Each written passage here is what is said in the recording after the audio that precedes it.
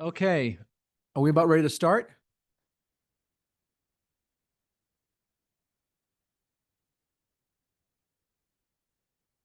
Or online? Okay, because I know someone had talked about possibly being online. Just want to make sure it's somebody. We'll do the. Yeah. Okay, but we're gonna go around the table, do roll call, and so Larry's sitting down, so we'll get.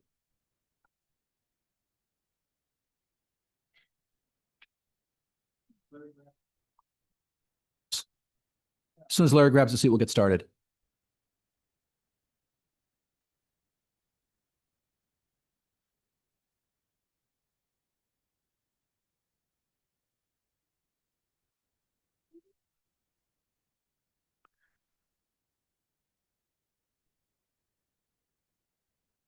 Okay, welcome everyone. Thanks for being here. My name is Mark Kepler. Those of you that don't know me, maybe you've missed a meeting or two or three, or I'm doing the facilitation for this meeting. I wanted to first start doing roll call, and so we're going to do. Isn't that great? I've learned. That's 2 for 2. And maybe we'll start with. Are you ready, Brenda, for roll call? Do you want to just handle the names, or do you want to go around the table? How do you want to do it? Okay, go ahead. Adam Holt,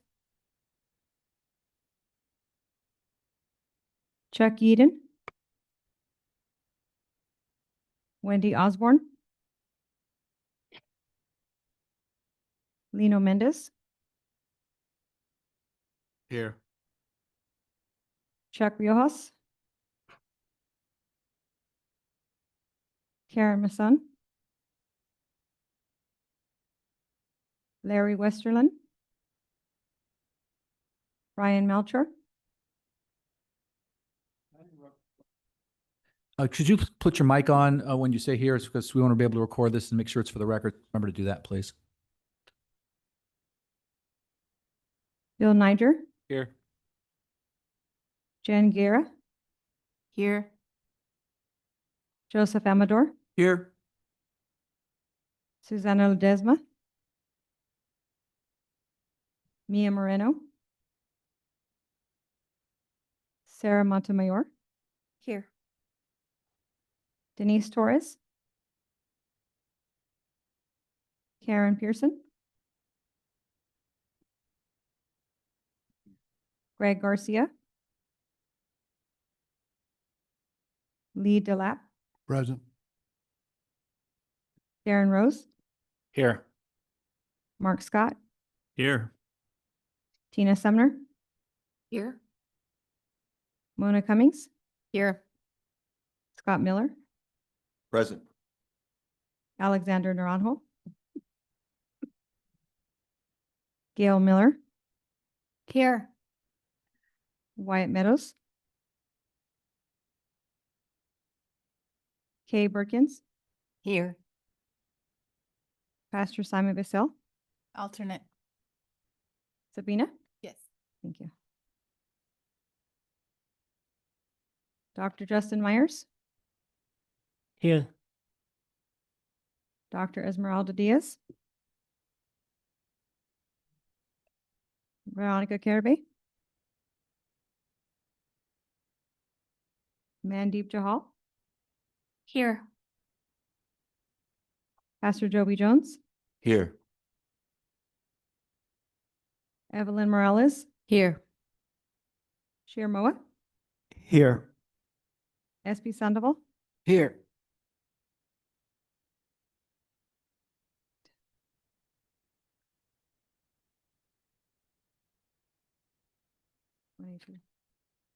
Aurelia Mesida,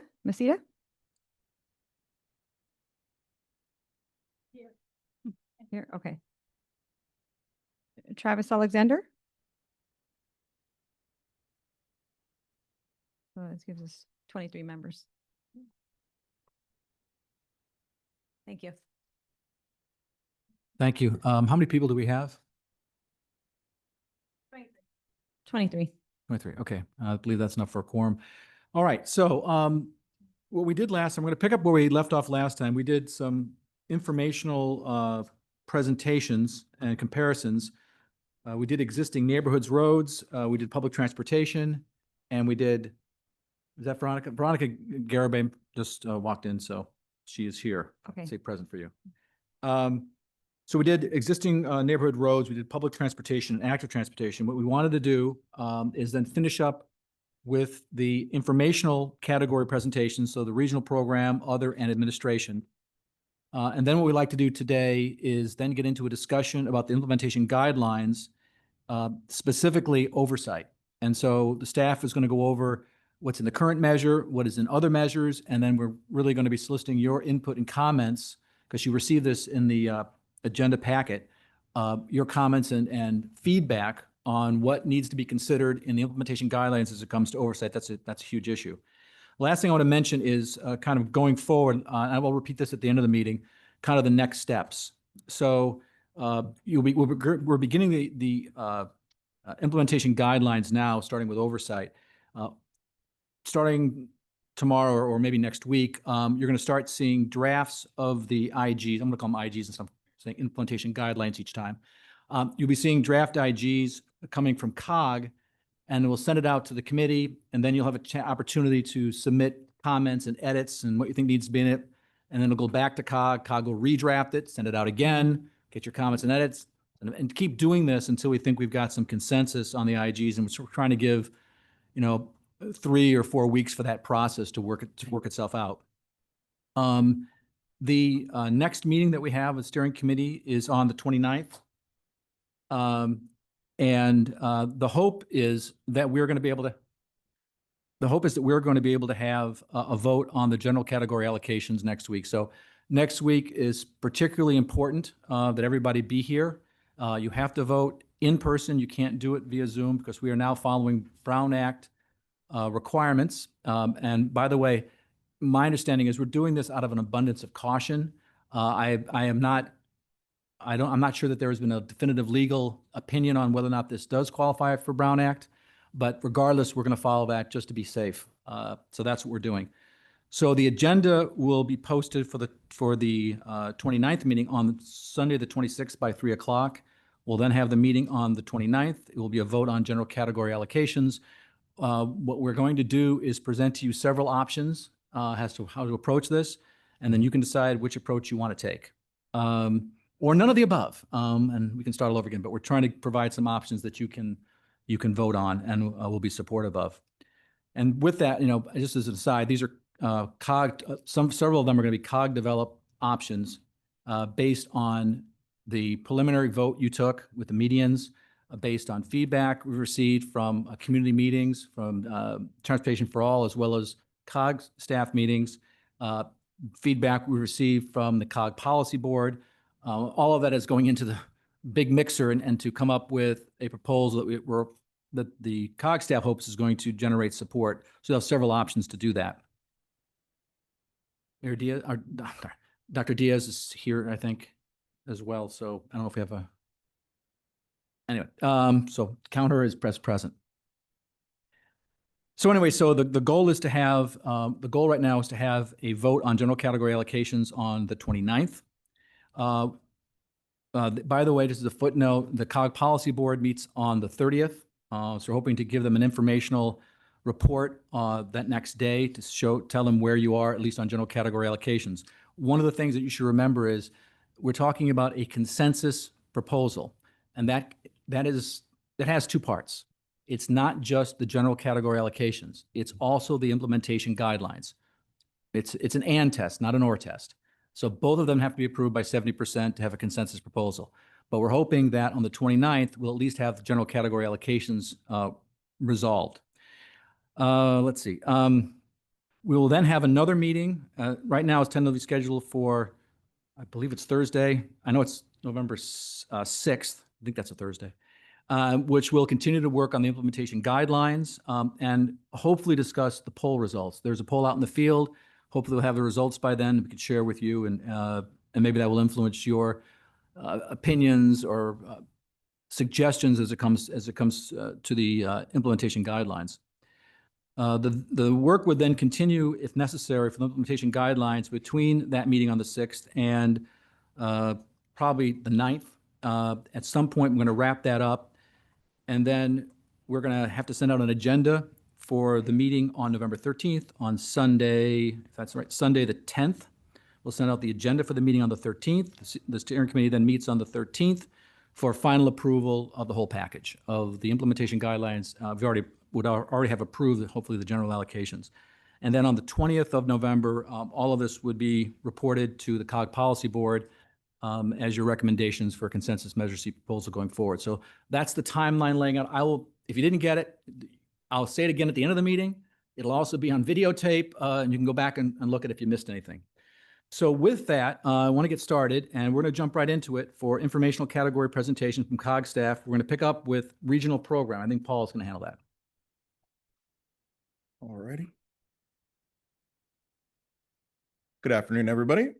Paul Herman, Deputy Director here at Fresno COG. Last meeting, we tried to get through as much as we could on the informational presentation. And so today we will finish that up, talk about the regional program, kind of other or our specialized programs, and then also talk briefly about administration. And then there are opportunity to also talk about funding programs at the state and federal level. We did touch on this a little bit last meeting, but I wanted to give the opportunity again for this group to give us any feedback on that. So let's see here. Okay. Oh, it is not working. I'll just have you advance the slides. It's on, but oh. All right, yeah. So Mark already kind of went through this a little bit, just to touch on that. As you can see, we're going to be talking about the informational presentations as well as the implementing guidelines, specifically around review periods, amendments, and oversight. Next slide. And one more. It is not working. Thanks. All righty. So for the regional connectivity program, we have identified in this committee on its initial kind of poll, allocated around 10%. Traditionally, or in the existing measure, we have allocated 1% for the Fresno airports to continue improving the airports as they grow, and we've seen some really great growth out of Fresno Yosemite International Airport in the last few years, especially after the pandemic. So I think there is hopefully broad support to continue the improvements we see at the airport so that it can continue to grow. Also on the regional side, we can go to the next slide. We have a map that we pull from our RTP. And this is not encompassing of kind of all the projects that would be really eligible under regional. Really, there are some operational projects based on their size that would need funding through kind of a regional program. Typically, you consider these freeway interchanges and other kind of large capital programs or projects. But this here is kind of just your capacity increasing projects that you see throughout the county. For many of the rural communities, this is important for their connectivity. For example, Manning Avenue connects several communities in the southeast part of the county. On the west side or western Fresno County, you also see the Whites Bridge or SR 180 and SR 33 through Mendota and Fireball. Those are state highways, but they're also of roads of regional significance, meaning they connect several different communities together. And so this is really what we consider the regional program is its nexus being that it needs to serve multiple communities in order to qualify as a regional project.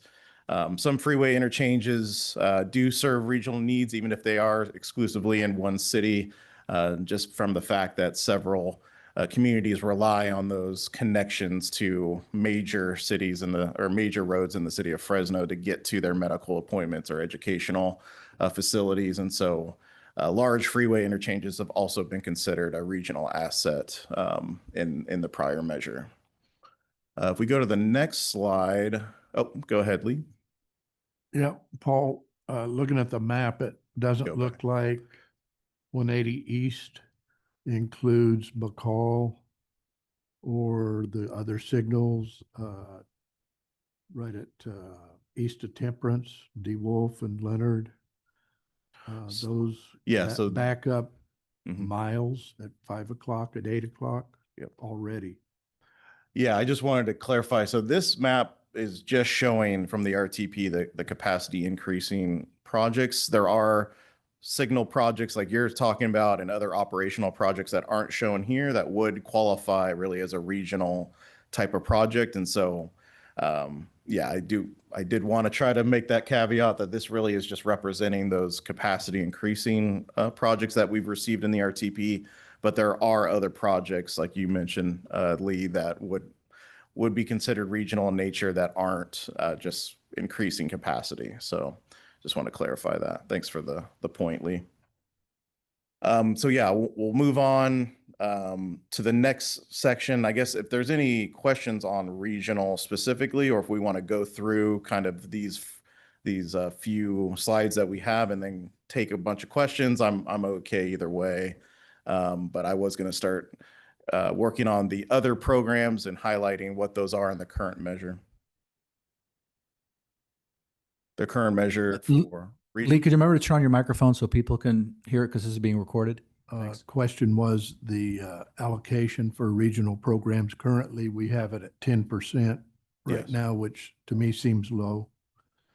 So yeah, in the current measure, it's just over 30%. And then this committee has added the grade separation type project as an eligible project in the regional category, and that in the last measure got its own dedicated 6% allocation. So if you're trying to compare the last measure to where we're landing here today, around 35, 36% is what the current measure had allocated to both regional and grade separation programs or projects, excuse me. So yeah. Okay, I'm going to dive in and Brenda's going to help me on some of this, but at a high level, I just want to describe some of the other or specialized programs that we've had in the measure, and then I'll hand it off to Brenda to dive into some of these for you, and I'll touch on a few as well.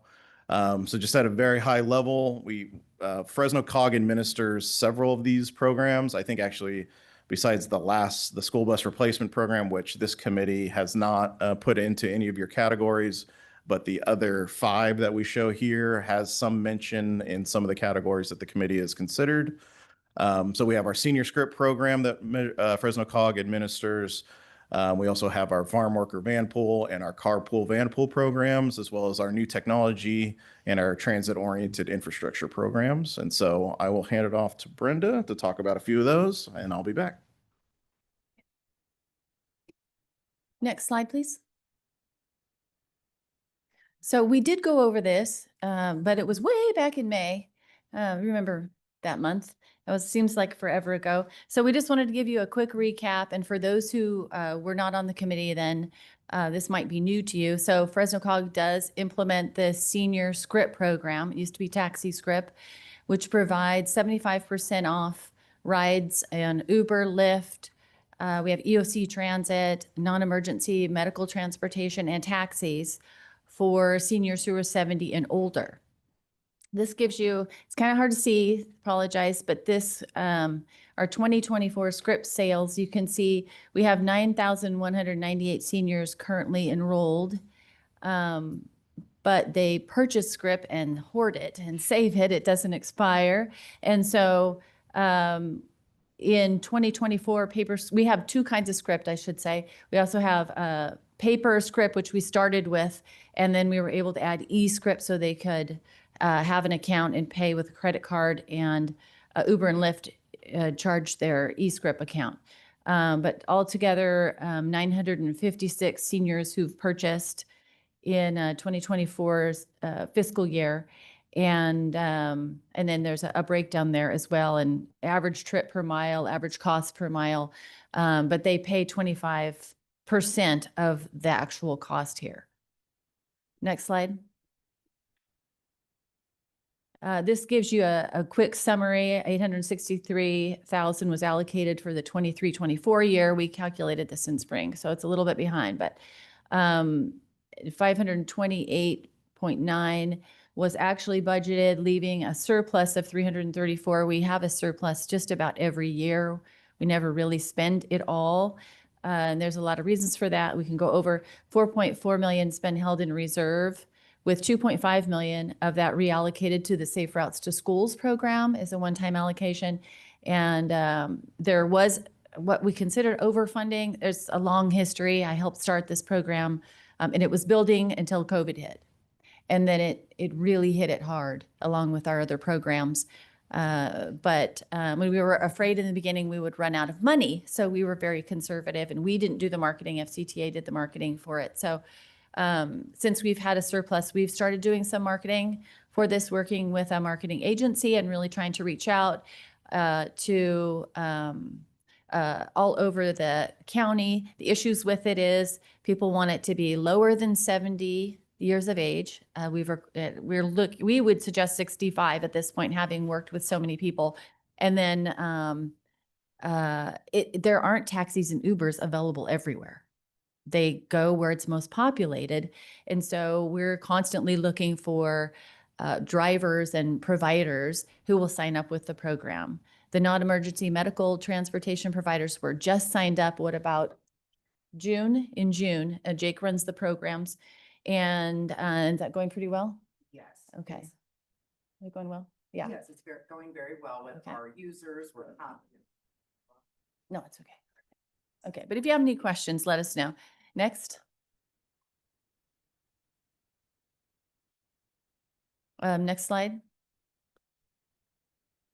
So we have two van pool subsidy programs. There's the agricultural or farm worker van pool program, which provides monthly subsidies and expense reimbursements for new and existing van pools that originate in Fresno County. That was written into the last measure. All of the subsidies are currently paid through CalVans. And because they are the only van pool provider for agricultural van pools at this time. And then there's some counts here, the total number of leased van pools in 23, 24, 24, 25. I think we're currently at 27 van pools that we're funding for over 300 people. And pre-COVID, it was 54 van pools and 585 total riders. And it gives you like the trip length and all of that. Next slide. And this gives you a little bit, 633 is allocated. That's an average per fiscal year. It goes up and down just a little bit. But 275 was actually budgeted and used, leaving a surplus. And again, 3.4 million was held and reserved, with 2.5 also reallocated for the one-time Safe Routes to School expenditure. And this program, we marketed hard. We did mini grants. We did deep dives. We hired people to go out and talk to the farm worker community and drivers and providers. And we just hit a brick wall growing the program. We found it was best to work with CalVan since they were the van pool provider and they were out in the communities. But this one, we really struggled to make it any bigger because of the requirements of agricultural van pools that are not requirements for commuter van pools. So, so it kind of peaked out at 54. Next slide. We also have a commuter van pool program, and all of these programs are available. The information's on valleyrides.com, which is our commuter resource for all the programs and more if you're looking for a carpool partner. And this one gives you information. It's the same thing. It provides subsidies for new and existing van pools. And in 23, 24, we had 55 van pools, and it went up to 58. And pre-COVID, we peaked at 60 van pools with 620 riders going all. They had to originate in Fresno County, but they could go outside of the region as well. Next slide. And again, here's some information about active participants, trip law. Oh, this is a Carpool Perks program, excuse me. Car Perks is our carpool incentive program. It's morphed over the years, but classically, people go into the program and can fill out a trip log for each commute that they share a ride with at least one other person. And then they earn points they can then redeem later, like many other programs, for prizes. And there's different levels of prizes depending on the number of points and how long you've saved them and all of that. Pre-COVID, we had 1,378 active participants, and it was growing every year. That was a steady growth. And we're now down to 457. And it grows a little bit, it shrinks a little bit. So next slide. Same thing for this program. We had the 633,000 allocation. It's grouped in actually with van pools. So van perks and car perks are together. And money was taken from this 1 million for the Safe Routes to Schools program. Next. And I'm happy to answer any questions if now or. Sorry. I just have a quick question on the senior script program. I think you said the average miles, just over 5 miles. Mhm. Do you have any insights as to why that's the average? Is it that tripling?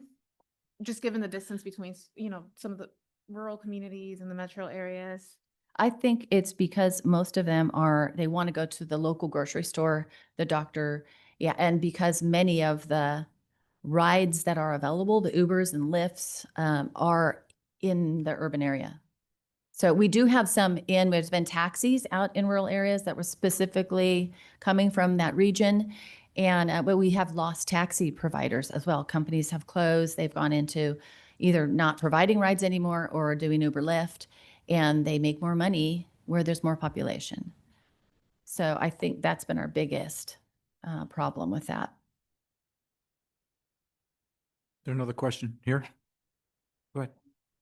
Hi, thank you. I wonder two things. One is if you all could share these slides. I don't know if they were already shared and I missed them. They haven't, but we'll put them online. Yeah, I'll probably before I go to bed tonight. Right. And then I'm curious about like in the programs that you just described, I'm curious about how much money had to be kind of diverted to reserves because it was, overfunded, as you called it. I'm just curious about that because I didn't realize that there was a one-time allocation to Safe Routes to School, and it makes me wonder, like, should that be permanent or what to do with that? So I can tell you, Senior Script had 4.4 million in reserves before that money was taken. Ag Van Pool.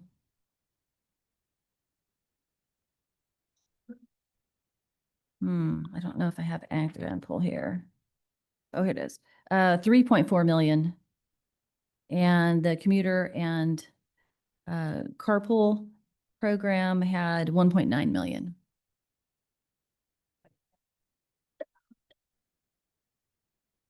Okay, I think you had a question. Yeah, Brenda, I'm curious. You mentioned that some of these programs, outreach has been done, right? Like for the farm workers van pool, you've gone out and talked to folks, and folks haven't used them, it seems like, right? I'm curious if feedback has been gathered why they're not being used. Well, it's different for each program. Okay. It's niche, first of all. I'm sure not everyone knows about it, but not everyone wants to share a ride with a group of people. You have to have a driver who will be responsible for the group, take the van home, be responsible for the van. That's a big problem with the farm worker program. They want to be paid, and we cannot do that. You cannot pay the driver. We built incentives in to help for the first year to help keep a van pool going once it starts and keep it on the road, but it's only for that first year. I know for farm worker, there was I think it was mainly the driver. Do you remember any more than that? We've had different staff working on it at that time, but I know there's regulations for ag worker van pools that they're not normal. I mean, they're not available. That's not the same regulations for commuter van pools. So I know there was some roadblocks there with requirements. And then they move a lot. They're going from field to field. They're not always going to the same place. It could be going to a field. It could be going to an ag production warehouse. We expanded the program. At first was just farm workers, and then we expanded it to all ag workers. So and it's seasonal. So they start a van pool, they use it for a while, then the season ends, van pool's done.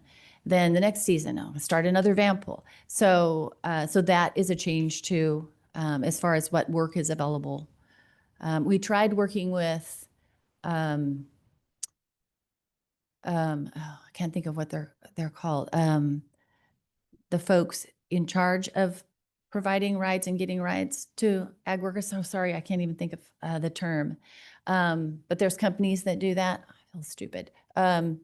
But they were not able to get behind the program for some reason. It seemed like one thing after another. And we had many grants out there to go out and talk to farm workers and try to get people to, hey, will you drive your group? Will you be responsible? And they just didn't want to do that. And so we fund whatever Calvans is able to put together at this point. Thank you. And I've talked to Enterprise Van Pool as well. They're interested in perhaps starting an ag worker program. Okay. Thank you. Larry? Thank you for the information. You said there were more seniors were using the script program prior to COVID. Mm-hmm. I mean, 10,000 more, 5,000 more? How many more were using it instead of the 990 that are using it now? I thought I had that on here. Can we go back to that slide? I didn't see it on the slide, but maybe I'm missing something.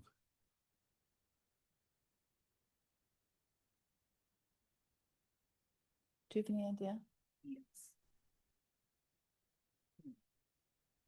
Good afternoon, everyone. My name is Jake Martinez. I'm the Senior Script Coordinator. Just want to introduce myself.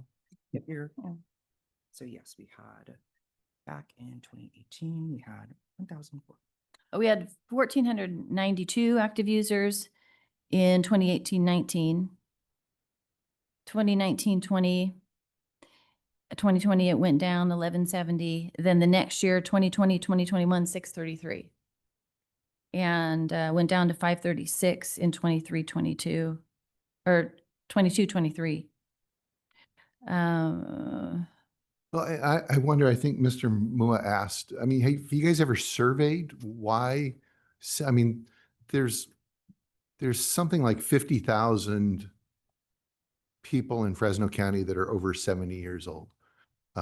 Just pulling up the math on AI. 900 or 1,000 or 1,400 using it is, I'm not sure why we're doing the program if it's that small a percentage. And I know said you're concerned about, advertising too much and getting. In the I beginning. think it'd be yeah. beautiful if we had a gazillion people and had to come back and figure out how to get you more money. Have you ever surveyed or figured out why? We have in different phases. I don't think we've done it very recently. We have done surveying to see how their experience is going. Why are you doing it? Some of them are buying it to save it in case, but a lot of them just want their independence. They're just not interested. Jake goes out and makes presentations several times a month to senior communities or events where seniors will be. And they either are, this is so exciting, I can't drive, I love it, or like my mom, I signed her up and she wouldn't use it because she could still drive. And so she wanted her independence.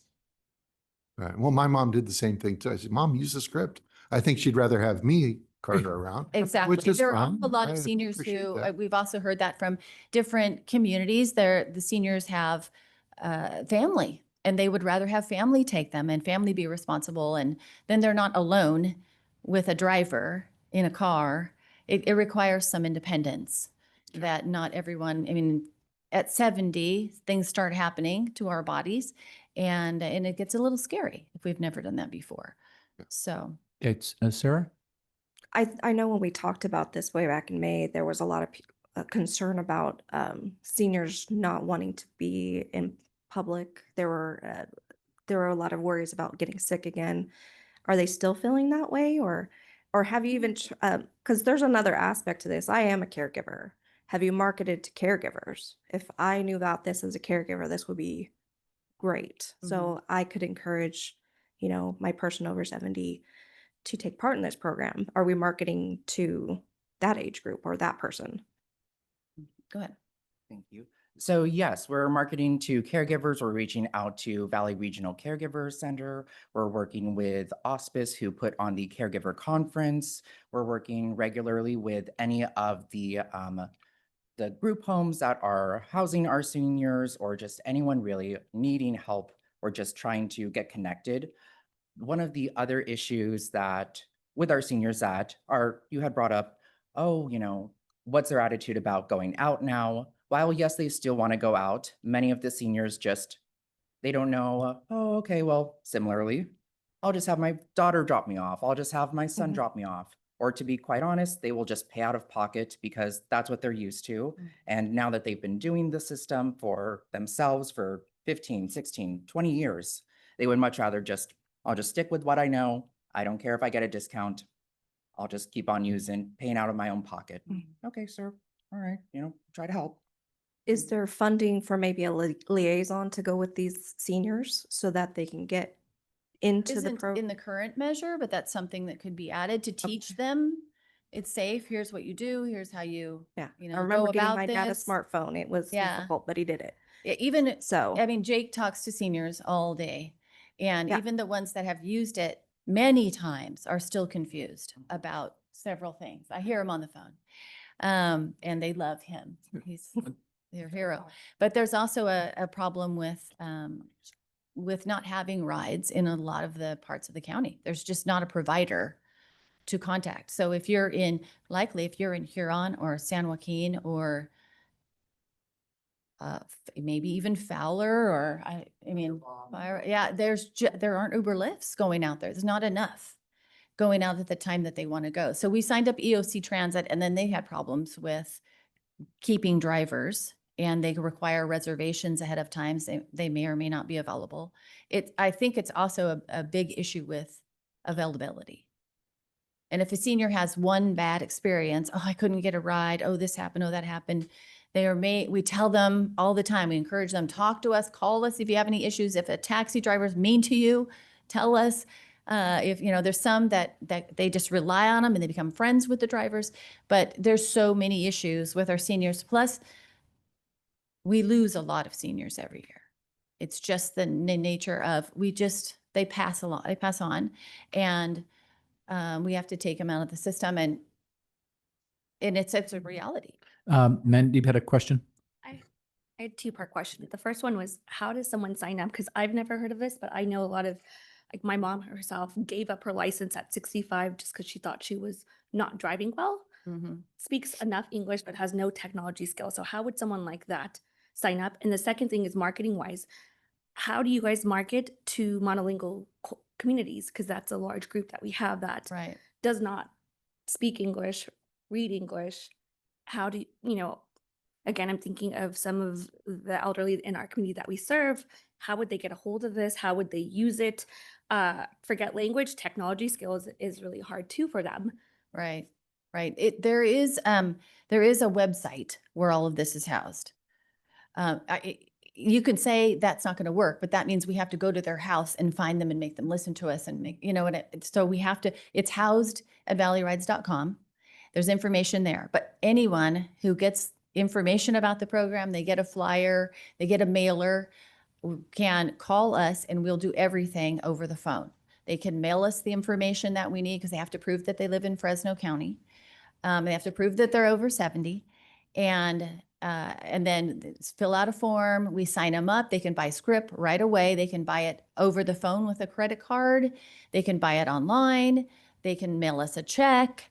I mean, we've tried to provide every possible way for access. There's places they can go around the county to purchase script as well and sign up, not just here at Fresno COG. In fact, it's better if they don't, because I'd hate to have them use script money to come down here. And I want to add too that during COVID, it became apparent that the script might be well used if we allow seniors to, instead of taking a trip to go from home to the pharmacy to get their prescription and back home, we allow them to use script to have it delivered. That's not, I don't have any say over that, but it is something that, could they could they have somebody deliver their groceries, deliver their prescription, deliver, so that they don't have to go out and take those 2 trips. And then their script will go a lot further. So at first they could only buy $100 worth of script per month. That means they can only pay for $100 worth of rides, which doesn't get you very far. The average trip right now is $19. A lot of them are traveling further, and they have regular medical appointments. They have treatments they need to go to. And we get calls all the time for people who are kind of panicked because they don't know how else they're going to get there. And they can't buy enough script. So a couple years ago, we upped it to $200 dollars a month. And they were so happy with that. But it just goes very fast. And the way costs are rising, it doesn't last very long. Just kind of go back on that. The language access is what I'm most Oh, the worried language about. access. So I we- spend a lot of time with our community telling them not to give their credit card over the phone ever. Just as we're seeing more scams with our seniors. Mhm. But you talked about they can go to other locations. They would have to get to it first, be able to find those locations. So Mhm. I think my concern is more on the marketing and the outreach, that it's not, you guys aren't utilizing. There's so many CBO partners that can help and assist with this. When really we freely. should, and I Yeah. think that would be, this program would really benefit from working with a base. Maybe it's citizen oversight, maybe it's, someone who can help us outreach into communities. I think that's a great idea. Yeah. Yeah, just quickly, and along that note, that CBO involvement for the ag van pools. I know I went through a training with the Fresno County Farm Bureau and learned about Ag Safe. And I don't know if you've worked closely with Ag Safe, but they prioritize worker safety on a variety of levels, and it seems like a program that would interest them if that hasn't been done. So Ag Safe. It's because it sounded like you were saying that labor contractors weren't interested Labor in. contractors, Right. thank you very So much. often that workaround for worker safety is Ag Safe. Thank you. These suggestions are great in terms of maybe there needs to be specifically a subcommittee of the oversight committee that deals specifically with outreach. What can we do to do a better job? Every year you make it better, you make it better. And so the suggestions that are being made here shouldn't be made every 20 years. They should be made on a regular basis so we keep improving the system. I think maybe a concern is, as opposed to eliminating a program that doesn't seem to be used, is just making sure that the need is going to be met, right? So, Right. thank you. Are there any other questions on, Lee, okay, good. Just to comment, it appears to me that we have a lot of thought into the design of these programs. They appear to be very economical, and they're probably the most user efficient of the programs that we deal with, and yet we're having issues with making them work. So I would hate to see us stop doing it with those kind of assets in its favor, but for some reason, when I know Measure C makes presentations and puts up booths throughout the county, goes to many organizations, they advertise their services, and it is what it is. But I think it's too early to give up, I think. Okay. Are there any other questions? Yeah, go ahead, sure. I just want to make a quick comment. I think folks have said it, but I do want to say, folks were mentioning earlier, right, about seniors and folks relying on family, right? To me, it's folks that they trust, right? CBOs, it's folks they have their relationships with, they trust. It's folks, right, who meet them where they're at. We talked about that in our values, meeting folks where they're at, right? Putting those, with the most needs first. So I think that's. I just want to keep that in mind, right? As like we're designing and kind of reimagining these programs, that we're meeting our folks where they're at. Thank you. Thanks. Any other questions? Okay, with that, let's go on to the next category. I think it was administration. I've got a few more programs to talk about in the other category. First, we'll start with the new technology reserve fund. And so the new technology program was established in the current measure, and it really was looking at trying to envision the understanding that there's going to be new technology that develops in the transportation sector. And so having a reserve fund accessible to help with the implementation of those future technologies was seen as a valuable thing to pursue. And so, in our new technology reserve fund, we've had projects such as safety projects, fuel efficiency and fuel alternatives, our intelligent transportation systems, disseminating information to passengers for transit, passenger safety on transit, capital improvements for operating efficiencies, pollution reduction, several different kind of categories of fundable projects within this program. You can see here we've had 5 cycles of our new tech program, over $30 million worth of projects. If you go to the next slide, we can highlight some of those projects, including ITS deployment throughout the city of Fresno, but here in downtown specifically. The new parking garage at the airport had some technology features that were funded through the New Tech Reserve Fund.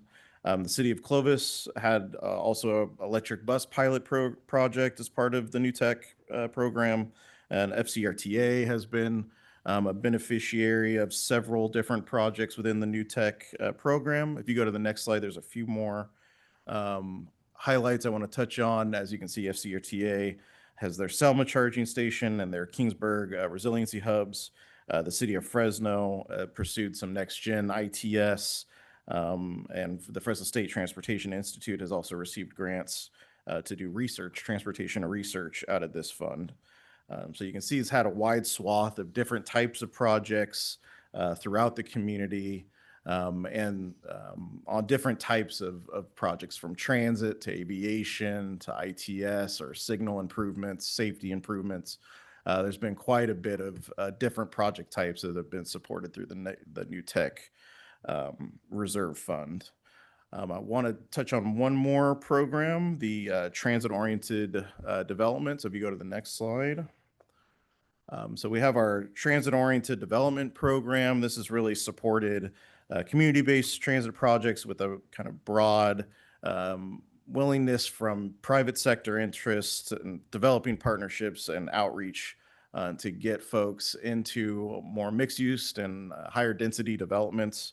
Also improving the range of transportation choices by supporting transit facilities and improving links between those facilities and major activity nodes throughout the county.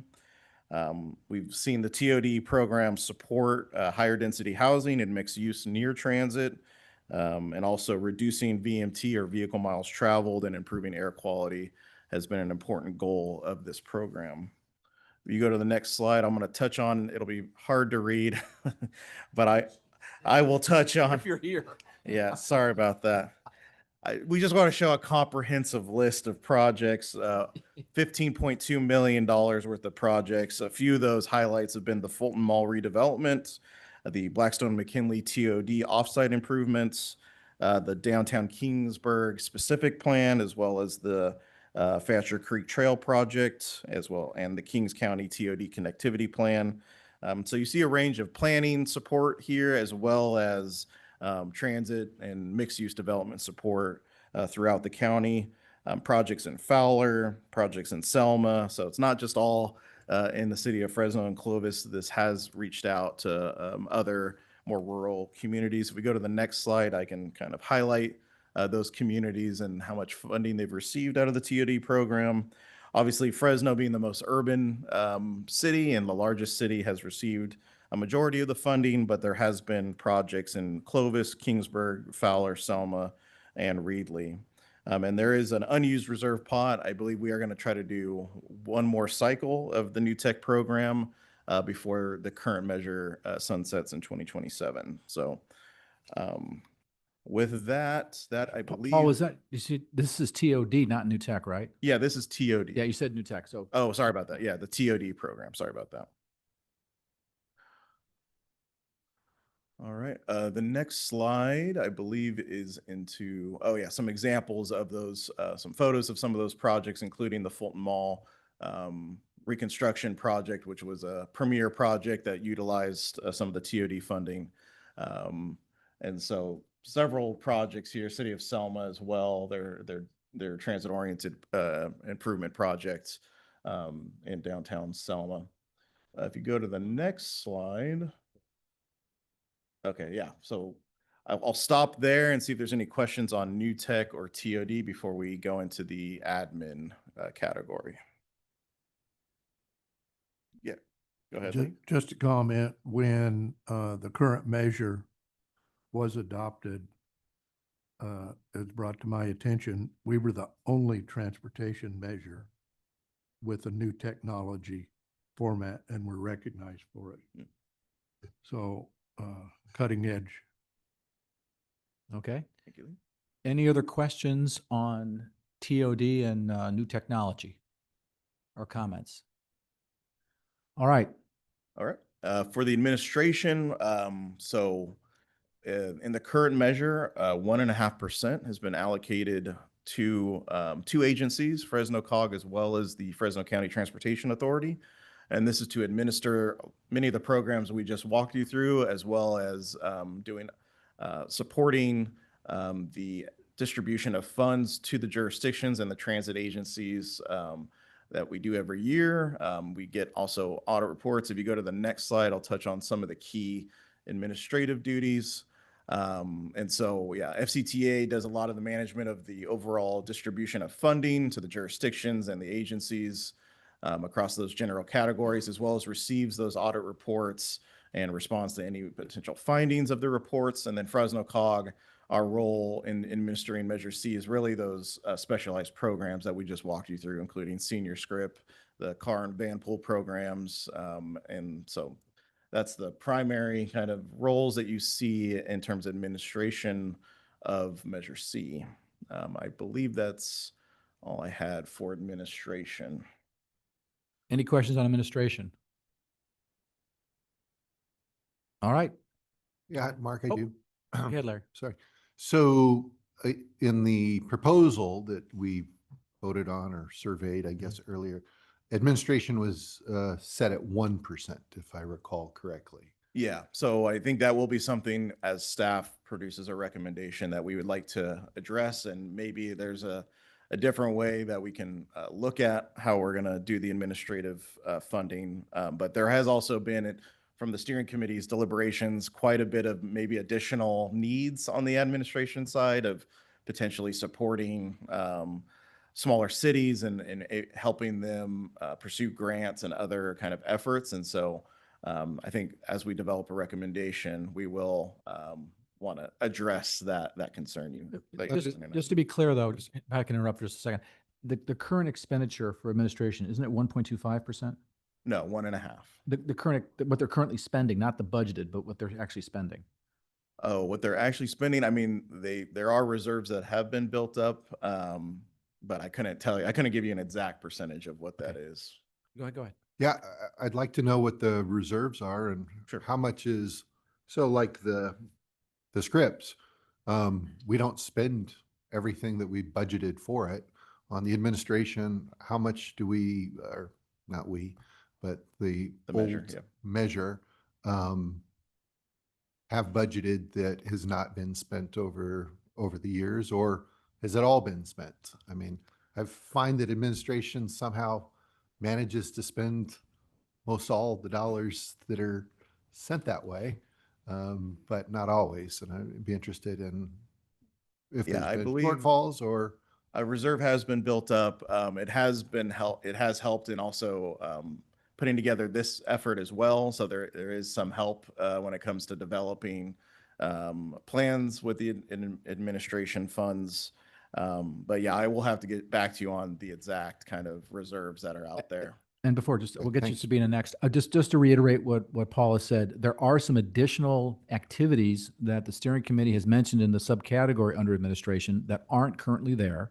So even when you're looking at the current expenditure, you have to add these additional activities like helping smaller communities and those kinds of things. That needs to be part of the calculation. So Sabina, go ahead.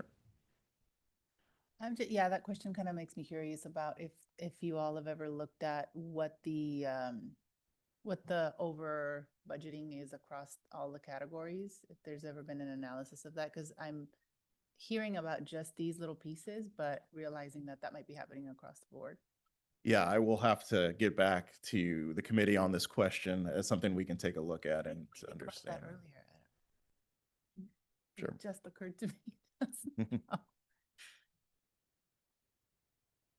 All right. Oh. Lee, go ahead. Yeah, just as a reminder, we had requested a listing of the scope as it now stands. And then we requested that the new additions to scope be added in italicized or some format so it can be easily recognized so that when we come to making our allocations, we can determine that, for example, if you spent X number of percent previously on the scope, but now the scope is that many items instead of 3, you don't get the same thing. That's, yeah, I And, do know you've mentioned that. And one thing I can ask staff to do. Yeah, Brenda is working on that. Yeah, if they can So- get that out and then we can get that published for you to, so folks know what the difference is, the add-ons So I from the think that current would- measure to the one we're talking about. That would address your question that you brought up. That is for all categories. Yeah. Any other questions? Okay, with that, I think you're going to go into funding. Yeah, so if we go to the next slide, we can now touch on, and again, last week we did get into a little bit of this for those that stayed. We'll touch on, so back to the RTP discussion and how we look at federal and state funding. Obviously, federal and state funding programs change quite frequently, actually, depending on the administration and the priorities of that administration. But some programs have been longstanding, and so we want to recognize that some of these formula programs have been in place for over a decade, some several decades, and so we want to have a recognition that there is some assumptions that we can make, but with the caveat that these things can change quite dramatically in a short period of time, depending on the priorities of a federal or state administration. And so what you have here is from our regional transportation planning process. Every 4 years, we develop the RTP and we kind of take a broad look at all the different funding types and how those potential funding sources could flow into the local projects. And so just at a very high level, as you see here, we have our active transportation programs, the build grants, the congestion mitigation and air quality improvement program, or CMAQ, and then as well as several Federal Transit Administration formula programs that help support the operations of our local transit services. If you go to the next slide. We also have additional FTA programs, as well as several highway safety improvements programs, the INFRA program, and then the Surface Transportation Block Grant, which has been a longstanding formula program that has supported many local projects in our communities. You go to the next slide. We can touch on some of the state funding programs as well, including the Transit and Intercity Rail Capital Program, or TIRCIP. This has funded transit capital improvements throughout the state. We also have our Interregional Transportation Improvement Program, the ITIP. This program is really aimed to supporting projects outside of the major metropolitan areas. So the Fresno County and counties in the San Joaquin Valley and Central Coast and Northern California have really benefited from the ITIP program. It is smaller than some of the other state programs, but because it's targeting those non-large metro areas, this is a program that Fresno County has competed quite well in. Our local partnership program, so this is something that only counties that have a self-help sales transportation sales tax measure can apply for funds out of the LPP. And there's a formula and competitive pot within that program. We also have the Article 3 LTF that has bike and pedestrian shares as part of that, as part of our calculation. If you go to the next slide. The SB 125, which is a supplement of the TRCP, or the TIRCIP program, that was a one-time kind of transit allocation in order to, for the large metros, that was to support them during their operational fiscal cliff. But here in Fresno County, because we had Measure C to support our local transit operations, we were able to use that funding on capital improvements, and trying to meet our zero emission fleet requirements that the state is having all the transit agencies need to comply by 2044. So we were able to use that funding for that. Grade separation program, the solutions for congested corridors, and the SHOP, or the State Highway Operations and Protection Program. These are all very different funding sources that are competitive in nature and really focus or can support very specific projects like a grade separation or a safety improvement project on the state highway network. Next slide. Oh, go ahead, Kay. Just have a question. Can you explain, please, the base, midpoint, Sure. final? What does that mean? Yeah, so the base is the first year in our RTP. It runs from 2046 up until January 1 of 2050. And so the base year is essentially what the dollars we expect to potentially be allocated in the first year. The midpoint is about halfway through. So these are cumulative? Yeah, so Okay, after okay. the base, it's all cumulative up until that point. So, yeah. Thank you. Yep. Oh, go ahead. Just a question on the $125. Those are one time that go through 2028, I think. Yeah, statewide? so that was a one-time allocation that has, I believe, a 4 or 5 year rolling, it can be distributed over 4 years. And they've been releasing them in kind of tranches every other year. But yeah, that is a But one-time. locals can distribute them over 40 years? Can you Yeah. explain that a little more? Yeah, so the locals would receive, so they've already received about half, I believe, the allocation. And they go specifically, the way we've done it in Fresno County thus far is that we've done it among there's a formula for our 3 transit agencies based off of other like TDA and STA transit formulas. So 70% of those dollars have gone to the city of Fresno for FACTS. 20% of that funding went to FCRTA for our rural transit network, and 10% went to Clovis Transit for their improvements. But yeah, that was a one-time distribution of funds, and I believe it is through 2028, so that can be allocated. So in your table, are you programming through 2049 if you go back to where you listed to 125? Could you go back? If you go back a one slide, yeah, we can touch on that. There was some conversation about It doesn't go all the way out. It stops. Yeah, in 2028. oh, yeah. So yeah, that's just showing that we're anticipating that 54 million really to be all that's available out of the SB 125, and that there wouldn't be future distribution, right? Got So it. I think that's, Now, thank yeah, you. that's what that's saying. Okay, if you go back to that other slide, we can finish out the state funding. Yeah, okay. And then, as I mentioned, the state transit assistance, this is another formula program that the state has to assist our transit agencies. And then the STIP, the State Transportation Improvement Program, this is a competitive program, but also has kind of allocations to certain regions. And so each Caltrans district gets STIP dollars, and then it goes, so it's not, it is competitive, but there is somewhat of a formula on how that gets distributed to the districts throughout the state. And so we've done quite well in the STIP program, and so there is an anticipation that program will continue to fund improvements in Fresno County into the future. If you go to the next slide, we'll touch a little bit about, so this is the Fresno COG RTP, and we've kind of done some translation in terms of where the steering committee has landed on their categories. And so you'll see here, this isn't how we quite define it in the RTP, but I wanted to make it as easy to translate for the committee as I can. So roughly, this is what we're looking at in terms of the RTP, in terms of the numbers of projects and the cost of those projects.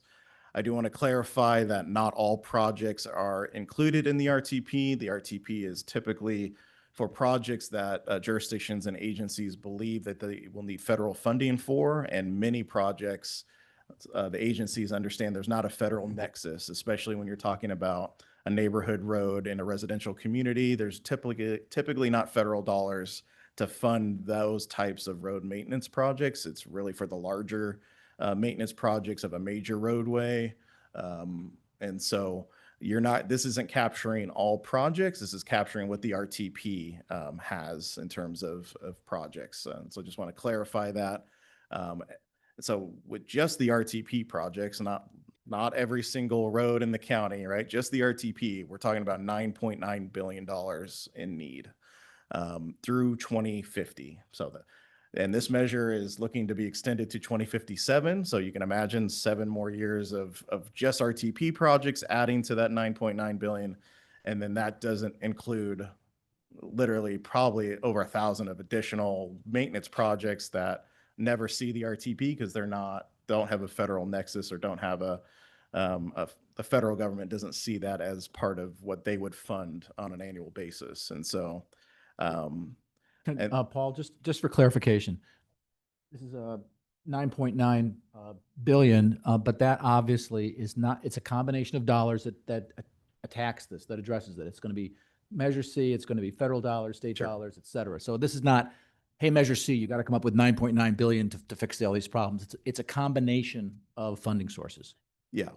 And then again, these are projects that have been identified by the jurisdictions.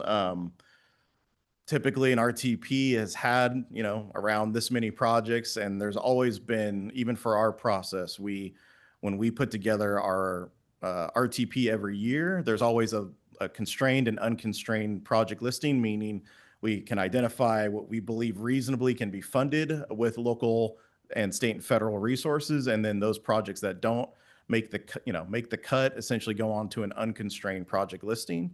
And that's really to say to the federal government that these projects are a part of the RTP and they can be funded, but we haven't identified all the funding sources to get those projects done because we don't at this point see how we could generate that much revenue from all the sources that are available to us. So yeah, there's always kind of a constrained, meaning we think we've identified the funding sources over 25 or 30 years, and then an unconstrained list, meaning if the federal government or any state funding sources come along and they want to focus on getting that project funded, it is included in the RTP, but it isn't as part of what we would consider in the funding for the RTP. Mandy? Paul, what's the 10 additional other projects that are tallying to 52 million? The really Yeah. small Yep. So those projects, I mean, they're generally not considered any of the 4 categories. I'm trying to remember what those were. Sorry, I don't have it at the top of my head. Oh man. They just didn't fit under these categories. Oh yeah, do you have them on there? She's got the Use website. Cars, replacing cars to compressed natural gas, Okay. vacuum trucks, sweepers. Oh yeah, so sweepers and things that don't really fit into like street sweepers and other things that don't fit into a particular category that we would traditionally fund with local or state or federal dollars, but want to be eligible in case there ever is a funding source to pay for those. That's what we consider the other projects. Thank you, Veronica. Any other questions? Paul, anything else you want to talk about in terms of funding? We can go to the next slide. We have a question? Yeah, I did have a question. So back a couple of slides ago, you talked about there was 2.3% for bus replacement program. School bus replacement, yeah. So and I thought maybe you were going to talk about it related to California Air Resources Board or the San Joaquin Valley Air Pollution Control District. They do a bus replacement program as well. Yeah. Do we know at like what level of funding that they're doing, and how, in terms of how much funding, how do the two programs fit together? Yeah, so I think in 2006, when the measure was when that program was developed, there wasn't, I think my understanding of at the time, there wasn't certainty that there was going to be kind of a state Air Resources Board funded program for the long term. And now it's been well established, and that is why, we don't anticipate needing local funding to support that going forward, that there is state and federal dollars that do pay for school bus replacements. But 20 years ago, there wasn't as much certainty if that was going to be a long-term program for the state. And so that is why I think during the development of that measure, they wanted to set aside some local revenue to make sure that did occur. Okay, so it'd be helpful, at least for me, to understand how much money is going through CARB Okay, for yeah. bus replacement and how much we Sure. do. And then I know we were the recipient of one of the first communities, and I'm forgetting the AB 317 or something like that, where there was additional dollars that were placed in Southwest Fresno. And I'm not sure where the 617. Yeah, sorry. Memory slipping quite a bit. Those are done. Pardon me? I believe all those funds have been expended. They're about to finish the community emission reduction plan. Okay. 5 years of it. Yeah. So anyway, wherever those dollars are at. Thank you. Yeah, thank you. Question. And maybe I'm asking for the moon here, but is there any sense of what proportion of these projects here would need to be backfilled by Measure C as opposed to the federal and state program funds that you've identified that would be focused on these? At least historically, you know,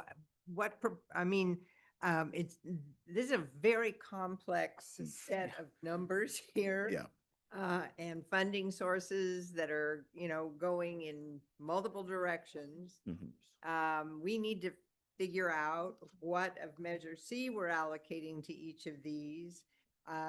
Is Measure C responsible for 80% of public transportation? Is it responsible currently for 30% of that? And again, these are just federal projects. So if we're talking about something with respect to local things, we're not going to be dealing with that.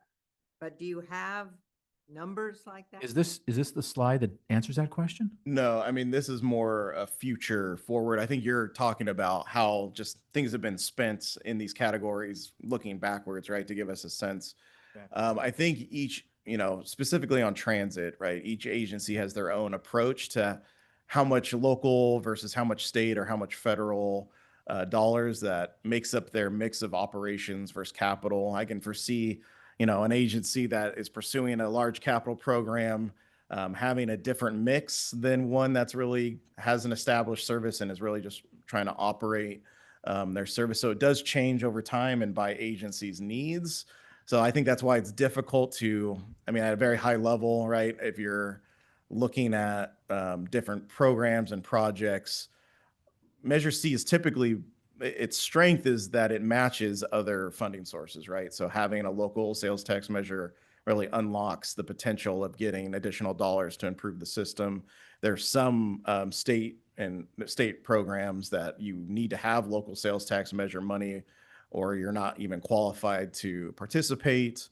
And then I'm trying to think, most state and federal like large scale infrastructure programs need some sort of local match. And so that's typically been kind of how we look at it, is that these dollars are mostly spent in order to match to state and federal sources. And those match requirements can be anywhere from like 5 or 10% all the way to 50% in some cases. So it really is program by program of how much local funding is needed. It's not just a straight across. I think I can sum it up. It's complicated. Yeah, and that's why, like you stated, right, the information we showed you is a lot of numbers and it's very complicated. Some things are formulas, some are competitive, some need it to be a sales tax, self-help county, as we call it. Some programs don't require that. And so it really does depend on which program or which projects you're talking about that Okay. there's a mix there. I think Sabina has a question.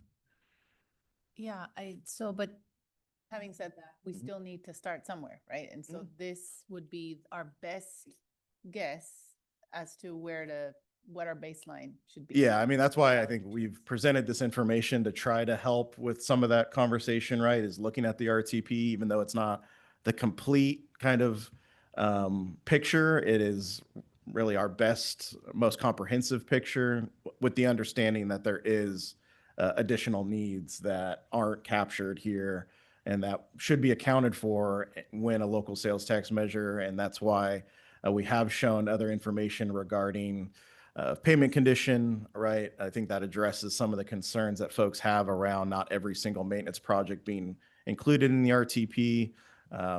So we try to do different analysis to capture all the different ways this could be looked at. But yeah, that this is really the RTP is kind of our document, our process to try to get our best sense of the county-wide need of projects. Sure. Over there. I have a question and then I have a comment. To build on Kay's question, is this reflected in the audit? The breakdown?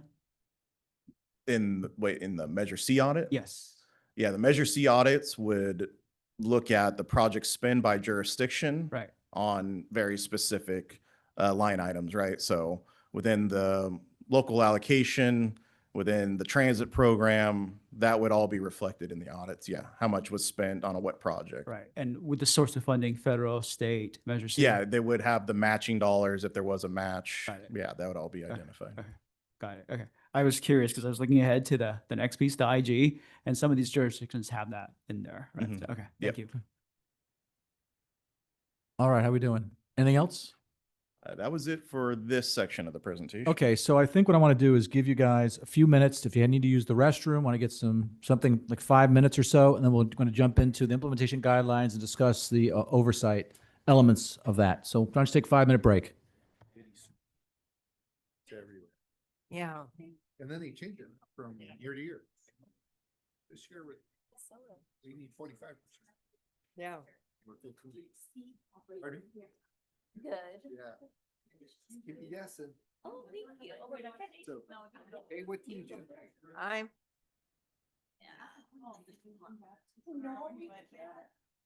I think they have a water fountain out there. And there's little cups. No, things have changed so much with that. Now their hair is really tilted away. Are you putting some shit? Well, everything that you do in Canada comes from India, so it's 50% carrots. I've already made a bit of carrots. Like Zombie and None are there right now, so actually I've been shipping some stuff to them now. My dad's first got me there. Okay, and he comes back after you say, there's something you want in the lead. Oh, okay, we brought back, let us know. But he's on his like, why do you okay? Yeah. No, so.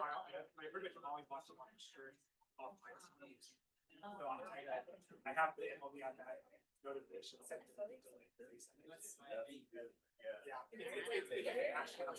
know. Yeah.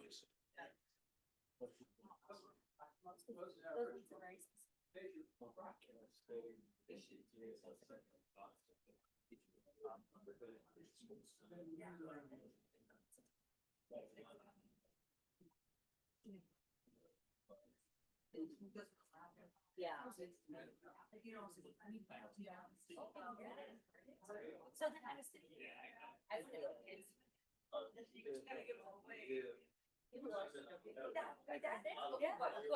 my dad,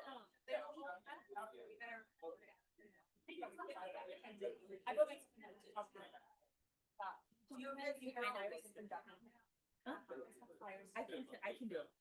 I translate it. Okay. I translated it.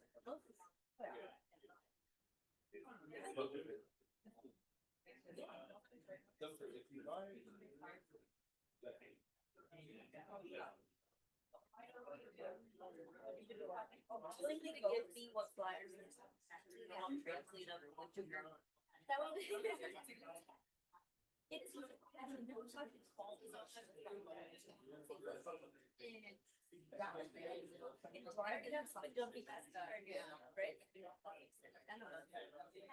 not eating that pen, but you know, collectively they're pen. Well, he's the reason there are jumping pen.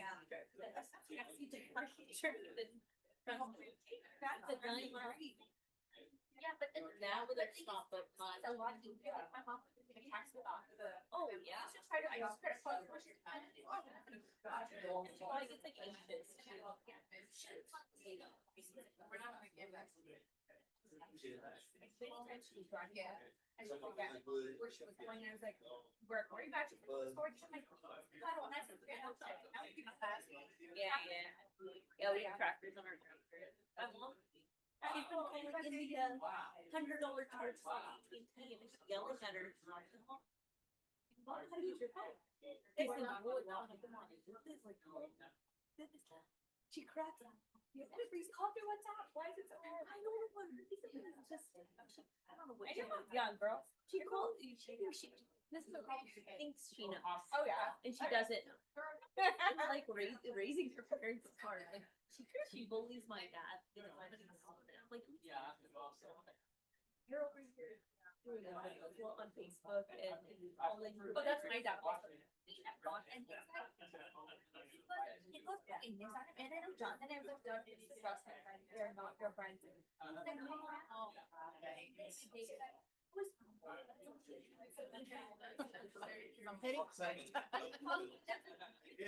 Good side of it. Marcel. There's no way I can make it if I didn't. How about you? Did you get something to eat after? Yeah. Yeah. Next couple weeks are gonna be a lot. You know what? I will take that because it's so rough in there right now that any little reminder I can get of like, because they'll be over there thinking that you're useless, you know, and you're probably second guessing yourself. You gotta be in the mirror like, no, no, no. Yeah, of course. Yeah, that'd be great. But I do appreciate that. Sabina, I'm Mona Cummings, I'm the CEO of Tree Fresno. Nice to meet you. Representing. So I was looking on the list. Just yourself anyway. Oh, okay. Yeah, just as a volunteer. Okay.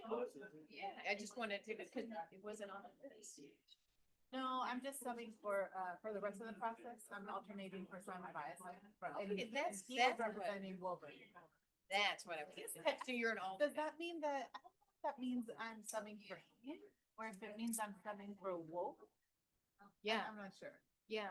How that works. What's the, Woven Coalition? yeah, technically, yeah. So like, what, Mark started. It's just under weird Tree because Fresno, how and I was the alternate.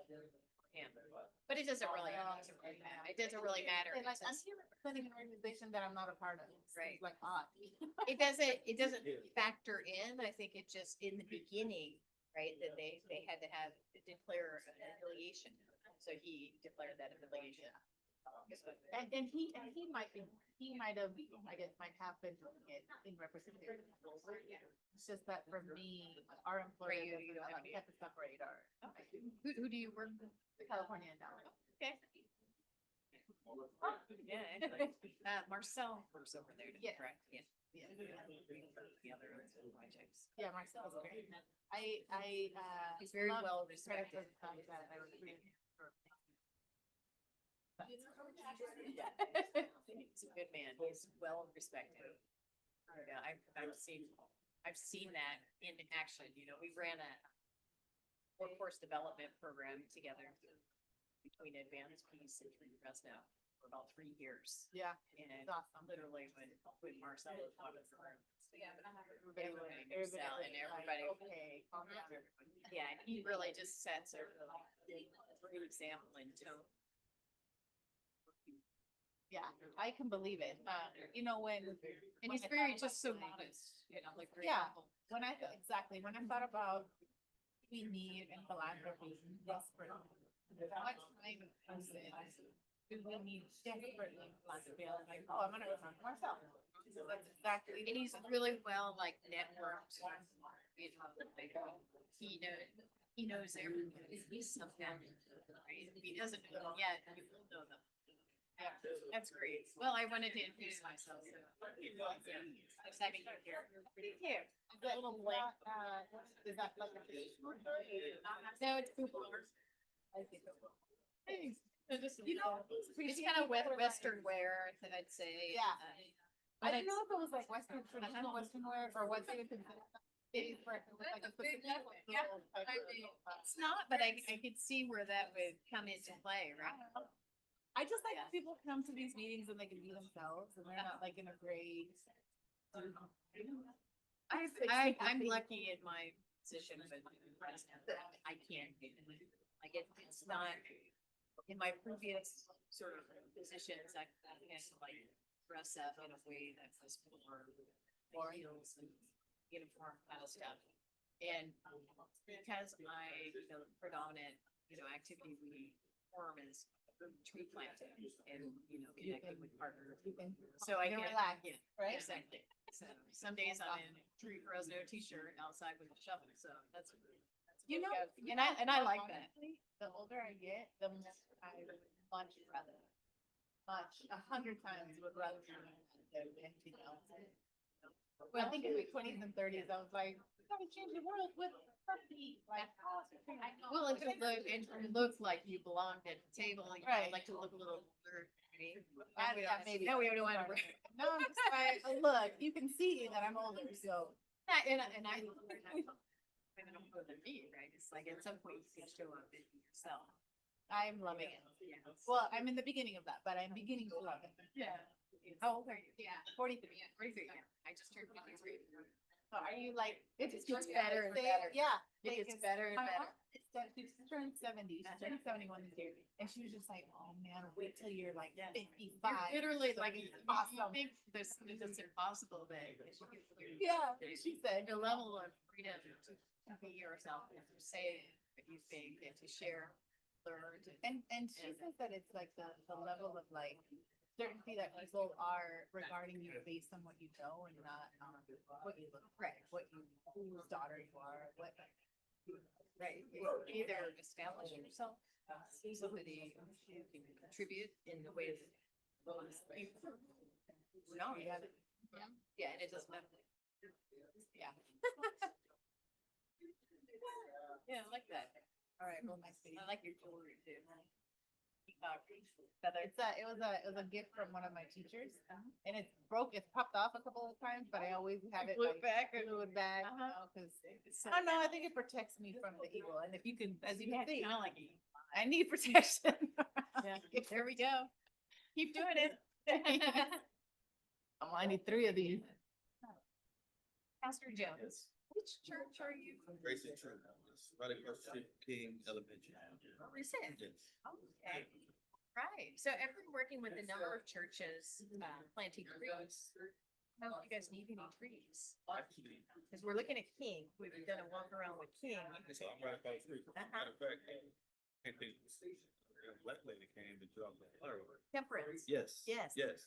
Yes. So we do need trees over there.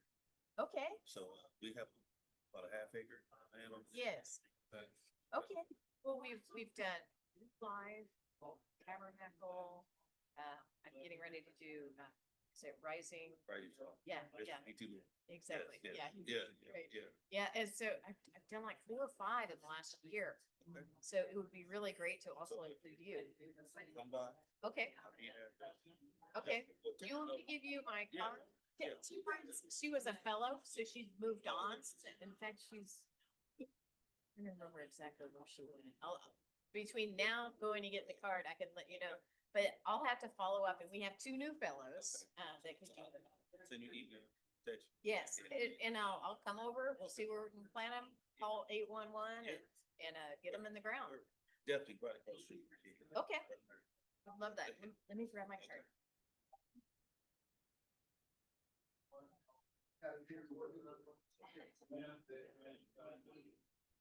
I appreciate you for saying that. Yeah. I do. You don't understand, I'm gonna take that and save it. Oh, no. Real good. How you did it, like, so, since you made it, that time, all that stuff happened. There you go. Thank you. Yeah. If you, so that mobile, you can even just text me if you want, like, this is Okay. Pastor Jones. Do my phone, and then I'm gonna come over and see you. Okay, all right, thank you. Plan. Yeah. Yeah. Back in, I it's still working, you know. Good, I'm Big, glad. yes, okay. You know, it's like, I'm glad that I ran into you all a little bit later in my tenure at TCE, because I think like the first couple of years, I was really trying to like prove, Yeah, do it by the book and stuff, and then I was just like, yeah. this is nonsense, like, honestly. It helped.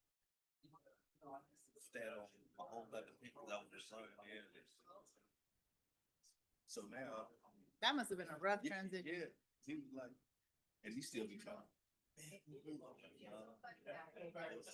you get the, don't worry about like you still trying to figure out how to do it. But I think that's impressive. I know every time I do something, I'm talking about it. Still how you can have all stuff. That's old school. Yeah, you help me. Good, I'm glad to hear it. And you know, a lot, and initially it was Marcel who I asked for advice. And I was just like, what do you think? Like, because, people have a way of talking themselves up when they're in the presence of funders, and including Brian. I mean, a lot of people, and I was just like, I don't know how to like really handle this. Like, it's not my place to be telling people like, no, you're not doing good work. No, you're not doing good work. Like, I don't want that to be my place. But at the same time, like, when it comes down to it, if you had a bunch of money, you'd have to give it to who you trust, who in your gut tells you like they're gonna look out for people and not just for themselves, Those are hard choices. So Marcel was like, because there was times like, how we renewed your grant a couple of times, and there was times that even my boss would be like, well, what's your rationale? And I was just like, whatever. Is this aligned with the strategic? I was like, yes, absolutely. He's like, and then when he knew too, Castle knew, because he'd be like, do you even know what question I'm asking? I'm like, no. All right, whatever. But he came by the church. Yeah, because I told him, because why though? Because he would be like, well, I understand that they do great work. And I love Castle, like nothing against it. He's like, I understand they do great work. I understand that, you want to help out that community or whatever. But I was just like, why don't you go visit? Why don't you go talk to people? He was like, okay. He goes, do you want to come with me? I'm like, I would, but I had like other stuff to do. I was like, I don't gotta go over there. I already know, like, and then I was like, look, I see how we spend money around here. I see how they would just be getting millions of dollars out.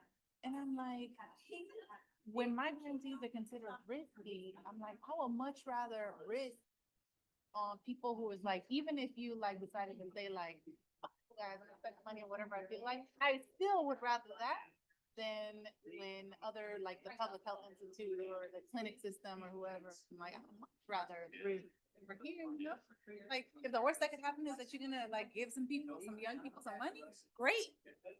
That's what I was telling Castle when he was like, yeah, all right. He talks like, yeah, all right. That's what he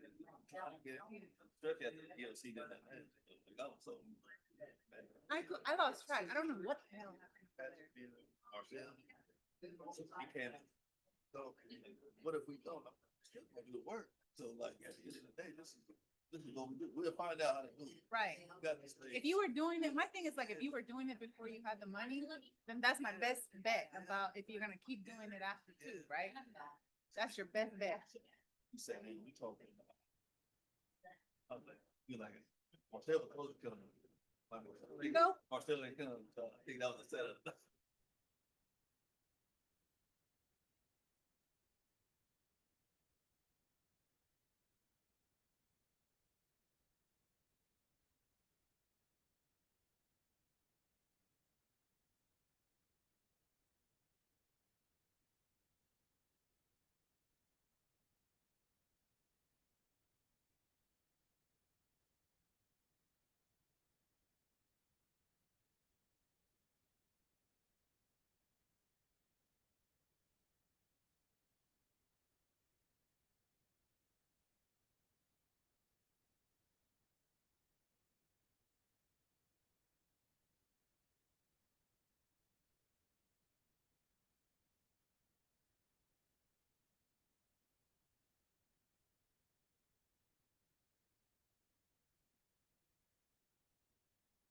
All right, guys, let's get back together here. What I want to do is now have Paul talk about implementation guidelines and specifically oversight.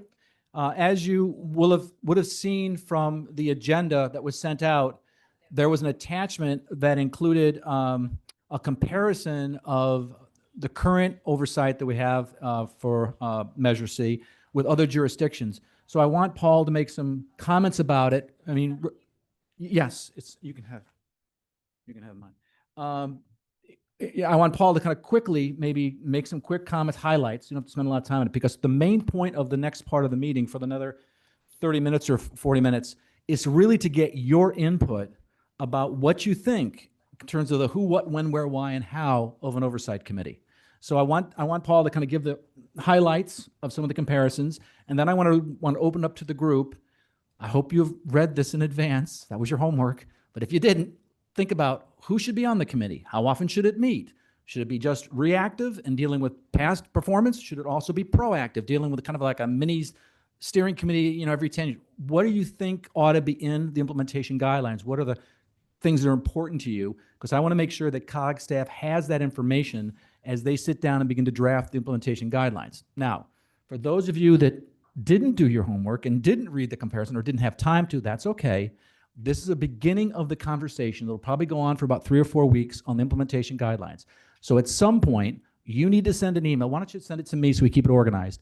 Send me your email about, hey, Mark, this is what I would like to see in the implementation guidelines. I will make sure that gets passed on. Is that, Paul, will you want to go directly to you, or should it go through me to you?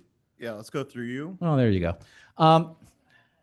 And if I don't verify that I received your email, or if I will forward it to Paul and you'll be on it. And if I don't do that, then I missed it and you go send it again to me if I missed it. So because I do get a lot of emails. So that's the point. This is an iterative process, but I want to get this process started.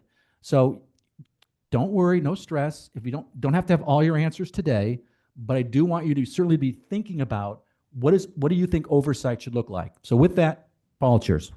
All right. Thank you, Mark. And thank you again, members of the committee. I will be getting to oversight, but I'm going to touch on real briefly review periods and amendments. And these are also things that we would like the committee to provide feedback and comments on. So I just want to get kind of that conversation as part of the oversight conversation as well. So in regards to review periods and how typically, as we look throughout the state and how they've treated these review periods, really there's several things that are looked at from the consideration of a sales tax measure when we're looking at reviews. The thing to keep in mind is that there are changes in policies and regulations over a 30-year period. And so getting an understanding of those changes is going to be important. Also, what's important is changes in land use, in travel patterns, and growth projections also can have quite a bit of impact on how we evaluate transportation projects and programs. So that's another piece that's typically considered in a review period. Changes in project cost estimates and revenue projections. Right now, in 2025, we can do a revenue projection, but we'll have a lot better data in 10 years if we're tracking on that revenue projection. And if we're going under or over, we can recalibrate during that review period, we can recalibrate the measure to better align with the revenues that are coming in and the cost of projects that we're seeing. Right-of-way constraints, maybe there was a project that wanted to be, has some significant right-of-way constraints, and maybe the cost of those just were too much for the project to bear. And so getting an understanding of project constraints and right-of-way constraints is going to be important when reviewing a sales tax measure for transportation. And then really just I think we've talked about 10-year review periods. We've seen a lot of counties do that with their sales tax measures. So just evaluating what has occurred in that 10 years since the measure had started, if at that first review period, and then calibrating really what that looks like in terms of public support and implementation of the measure itself. So these are kind of the high level things that are incorporated in a review of a county-wide sales tax measure. And so I wanted to highlight those and really get the committee's thoughts on additional maybe things for consideration and any thoughts or ideas you may have in regards to that. By the way, I want to remind you guys, the PowerPoint slides will be up. I think Brenda said she's going to stay up tonight and get it on. So if you don't get the notes here, you can go back and review that and say, oh, this is what Paul was talking about. Send an email to me on the implementation guidelines, okay? So you don't have to take lots of notes. This is all be up on the web. Yep. In the initiation of a review period, so again, in the example of an every 10-year review, around year 8, we would initiate the process of a review period, and it would take a couple of years to do all the analysis and to do the public engagement and get the feedback on if there is needing to be any changes, to really take the time to consider those changes and what the needs are, what the public input is, what the stakeholder engagement looks like. I think that's all going to be very important. So typically what we've seen is that they allocate at least 2 years to a process of doing a review for a sales tax measure regarding transportation.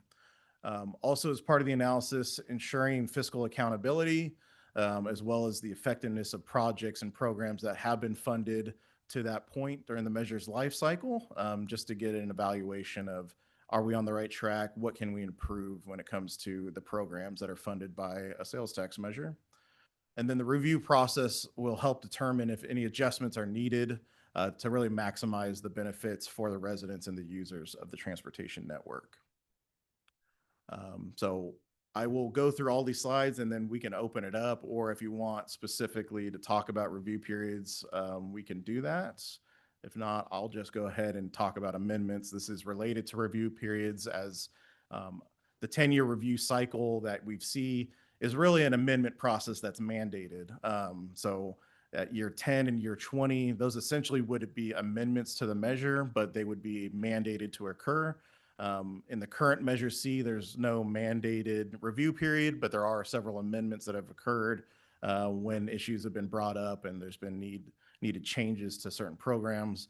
I think the major one that was considered in the current Measure C of 2006 was the rail consolidation program that became, after year 15 in the measure, it became the grade separation program. So that's the type of thing that would need an amendment to change, but was outlined at the start of the measure that at a certain period, if rail consolidation didn't happen, it would then transfer to a different program that's still rail related. So, but for amendments, as part of the review period, as well as outside of those review periods, amendments are typically needed to typically need multiple layers of approval, including of the board of the transportation agency that's charged with administering the measures programs, and then also from local jurisdictions within the county. For the current measure and Measure C, an amendment needs approval of the Board of Supervisors, and then the approval of a majority of the cities representing a majority of the county's population. So that's the bar that needs to be met to pass an amendment in the current measure. Public hearings are also required for all amendments before any votes for adoption can take place. And the Oversight Committee cannot be amended out of the plan. So we feel like that's very important. And then obviously this is a part of the handout. I wanted to have it on the presentation for those later that want to review this presentation, but we could talk a little bit about the highlights here. Really just identifying kind of how these oversight committees are structured, how they're different between counties, what emphasis each of these different measures have for their oversight. So for Fresno's, obviously we've talked a little bit about it. Really, Fresno's Oversight Committee is ensuring that the expenditures match the expenditure plan, so that the actual projects being built conform with the plan as it was outlined and any amendments that have been authorized since.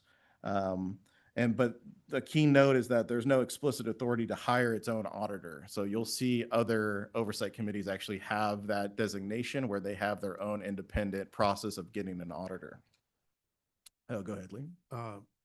Paul, I think under the notes there, they need to be reinforced a bit because the Oversight Committee does have power to review the audit. Yes. The auditor comes into that committee and he can receive direct input from the oversight group.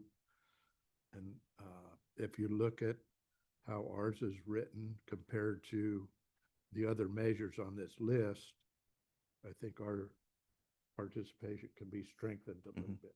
Yeah, and those are exactly the comments we'd like to hear from the committee, so that we can write in the strengthening of those commitments into the actual implementing guidelines. So yeah, I won't go through line by line all of what this table is outlining. I just want to hit a few kind of key points. There are in some of the sales tax measures we see throughout California, line item budgets for their oversight committees that are CPI adjusted to make sure that it is funded over time, and so that inflation is factored into that budget. There's also kind of reporting around annual independent audits and annual public reporting. Reporting directly to the public is also a component as well, where the Oversight Committee holds its own public hearings and conveys the reports of the audit to the public directly. And then I have a slide here at the end where I'll kind of touch on kind of the overarching themes that we see in regards to oversight committees. So in regards to independence and audit control, in Los Angeles's Measure M, they can approve and direct auditors' scope and must review debt and ordinance amendments. So really a robust set of tools compared to other measures where they do not have a direct auditor scope approval. But that is something that could be considered as well for Fresno's Measure C.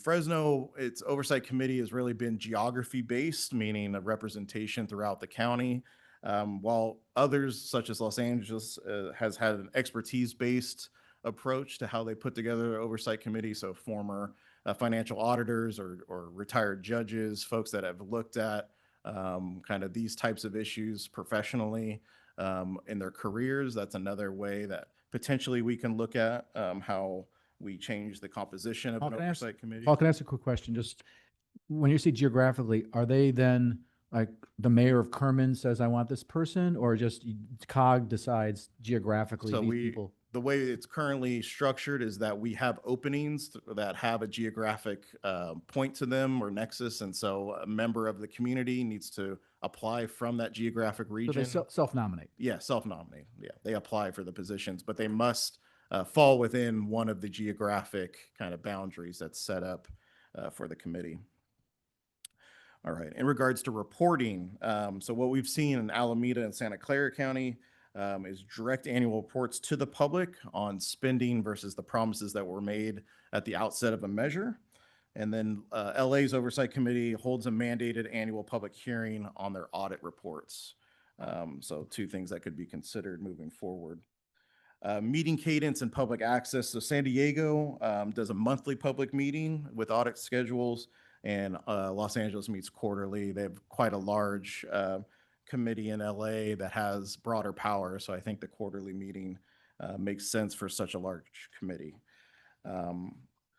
So some practical takeaways for benchmarking this effort and how we're looking at how this committee can look at the oversight committee's functions.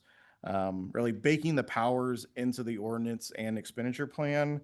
You know, the strongest models explicitly authorize the committee to commission or direct audits and to review debt and amendments themselves. Funding the oversight, dedicated budget lines prevent the committee from depending on the implementing agency's goodwill to make sure there's a budget for them. Balancing expertise versus geographic representation. As I noted, LA has kind of a skills-based or technical expertise as part of their qualifications for their oversight committee, while Fresno has a geographic allocation that ensures legitimacy throughout the county. Requiring performance audits, so not just financial audits. San Diego has an every 3-year model that is a good template to look at for outcomes and not just compliance, but making sure the measure is performing how we'd like to see it perform.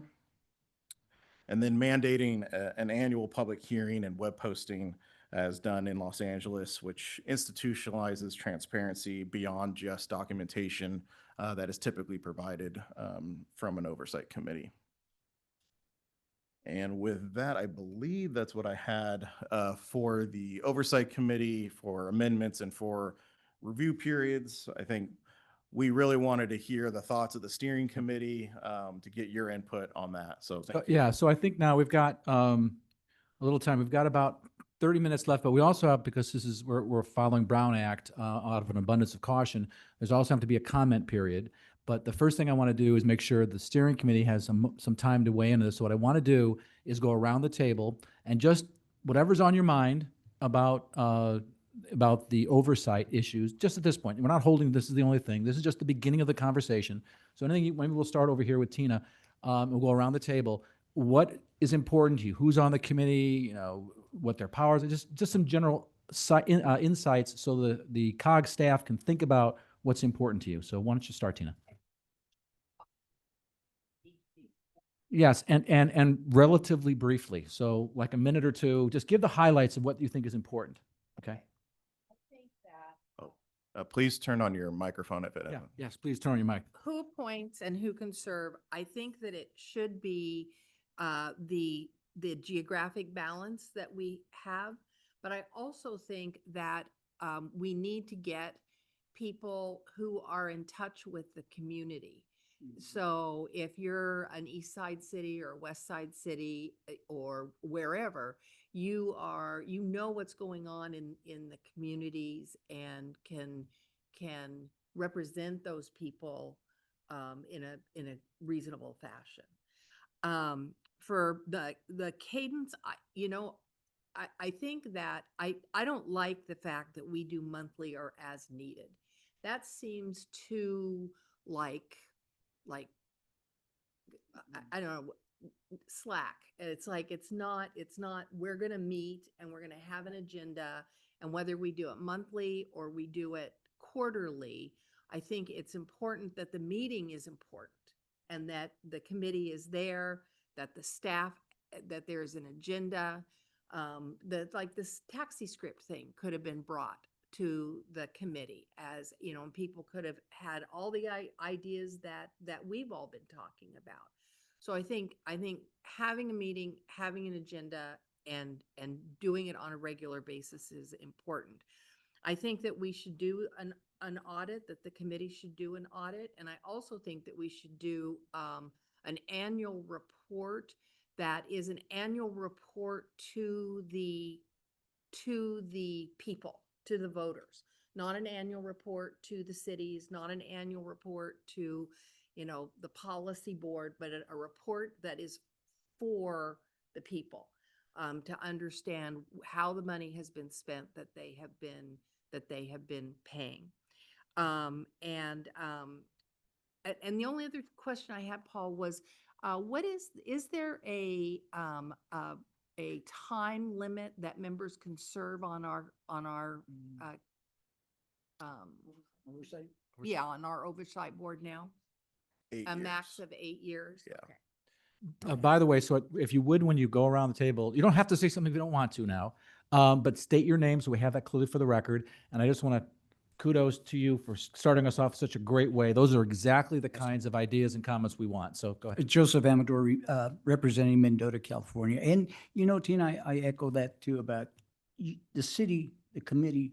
If you're representing that community, they should know you, and you should know that community. I don't live in Mendota out there now, but I own a business. I'm part of the Chamber of Commerce. I know my community, they know me, and so forth, and that's very important. Transparency. The public, that's what they want to hear. What was brought in, what was spent, what was it spent on? Thank you. Good job. Esmeralda Diaz, and I'm going to reserve my comment for, I need to read a little bit more. I do want to say that I do represent the southeast of Fresno, and also have in mind that we have different languages in our community, and that we must include everybody. But I would like to add to my commentary. Thank you. So I would just like to definitely reiterate the sort of annual outreach to the community, or some sort of newsletter, something that's easy to process, lots of pictures associated with the projects done that could be updated each year for the community in different languages. I think that would be a good idea. By the way, that was Mona Cummings, for those of you that don't know. Please state your name and go ahead and make any comments. It's Sandoval, and my thing is to select the members geographically, and I kind of think the same thing as some of my partners here. A lot of times in our communities, I'm from the west side of Fresno County. we're not informed on Measure C. We're not informed on a lot of things. And I think that what we're missing right now is informing the voters. Because voters don't know what Measure Cs are. And I'm talking to people in general. I mean, you can be a college educated person, you don't even know what Measure C is. So I didn't know what Measure C was till I got involved in, as a city councilman in Kerman. You understand? So it tells me that majority of Fresno County don't even know what's going on with Measure C. So we got to do something to really inform our communities about Measure C. Larry Westerland, I've always been supportive of the geographically based committee, but this idea of skill or expert is an intriguing idea on there, especially given the fact that this is the committee that we have a hard time getting people to attend and not having a quorum for. And ultimately it's, well, what's the nature of the oversight committee? Since the bar for changing or amending it is very high, it seems to me that maybe the committee's really nature and purpose is to verify that the funds are spent consistent with the will of this, what the voters put in place, which makes me think that, so oftentimes looking at a city budget is like looking at spaghetti soup, right? I mean, it's not easy to discern. And if this committee is actually like getting into um, uh, insurance coverage and bonding coverage and things of that nature, I'd have a struggle. I'd struggle with it. And I've been exposed to 8 different city budgets over the years to be able to understand it. But having a retired judge or a retired banker or somebody who understands, it's not a bad idea. I'm really intrigued with that idea. So I'd like to learn more about how Los Angeles set theirs up. So anyway, that's my 2 cents. Kay Burtkin. Currently, the 13 members, only 6 are geographically distributed. The other 7 belong to community organizations that volunteer. So the geographic distribution is not necessarily equitable and or well distributed. I mean, somebody has to represent each of the supervisorial districts. And I think there's 1 at large, but the other 7 when the positions are filled. And that's one of the real issues, I think, with the current committee is that right now there are 4 empty seats, I think, or 4 members that aren't seated. I like the idea of public reports a lot. And I don't know whether that belongs with the oversight committee or with the administration of the measure itself, but I really think that there should be public facing reports that include, projects that are in process, projects that are planned, projects that have been completed, how much revenue is coming in, how much has been expended. I don't know how often those ought to happen. Probably it will, whether yearly, it could even happen. But it has to be a period of time long enough so that, that projects can get done and can get looked at. I think the public reports are the thing that I care the most about, I think. And, maybe including more geographic distribution on that committee.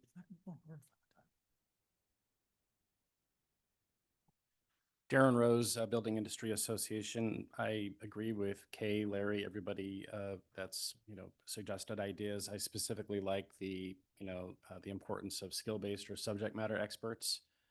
People that can speak to finance, speak to transportation, legal, those types of experts. And then frequency of meeting, I think that's really important in producing an annual report for that oversight. I think it'd be very well received and would give the voters and residents of our county more confidence in how those funds are allocated. And there's more sunshine, the better, in my view. just to echo, oh, Sarah Monsmeyer, just to echo everybody, we do need representation for these smaller communities. I think each town should have a representative there that is passionate about what they do, regardless of what their position is as their employment. There needs to be representation for each town. That's my biggest thing. I love the transparency aspect of that. There should be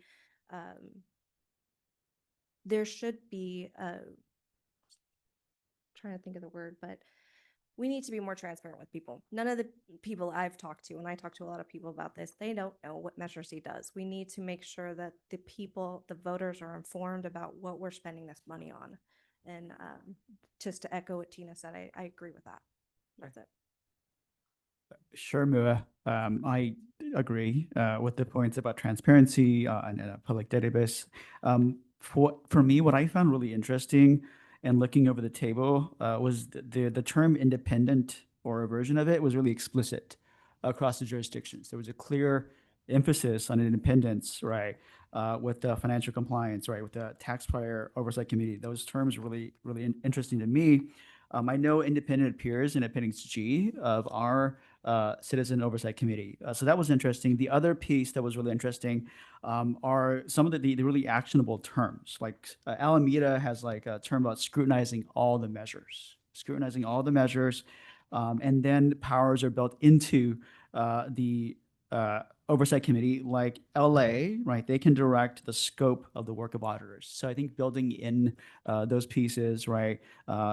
Those responsibilities, I think, is going to be really important, right, to building trust and building transparency.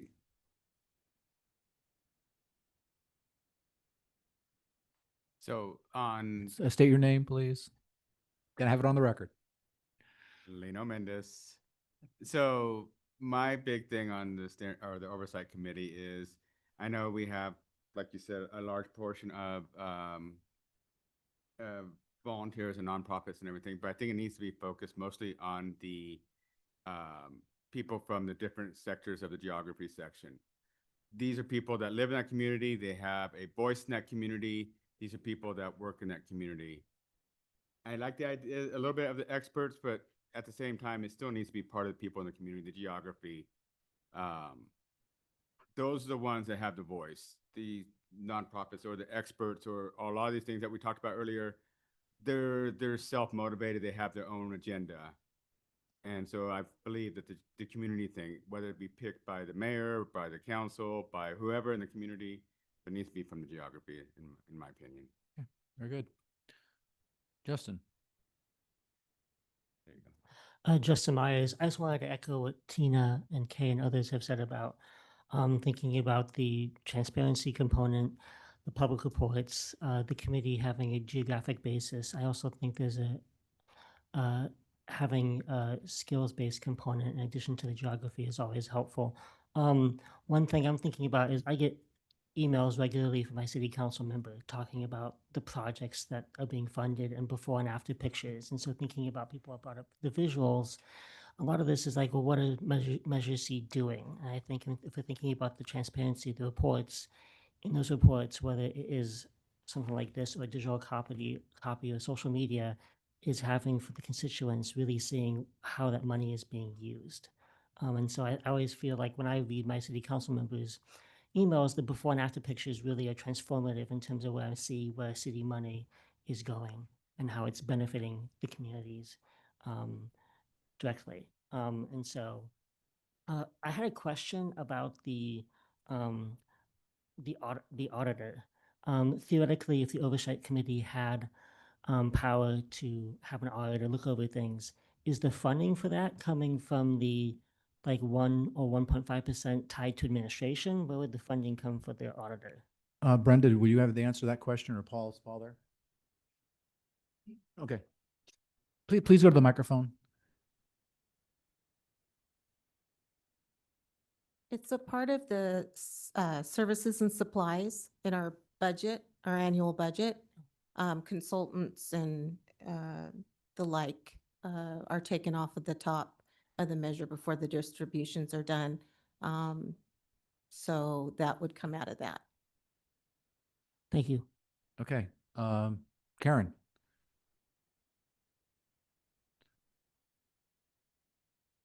Well, Justin just brought up a question I hadn't even thought about. But then you're saying they're not audited by an auditor, a licensed qualified independent auditor. Is that what you're saying? No. Okay, No, not at all. There are professional CPAs that do the audits. They're independent. They are not affiliated with the cities or with FCTA at all. okay, all right.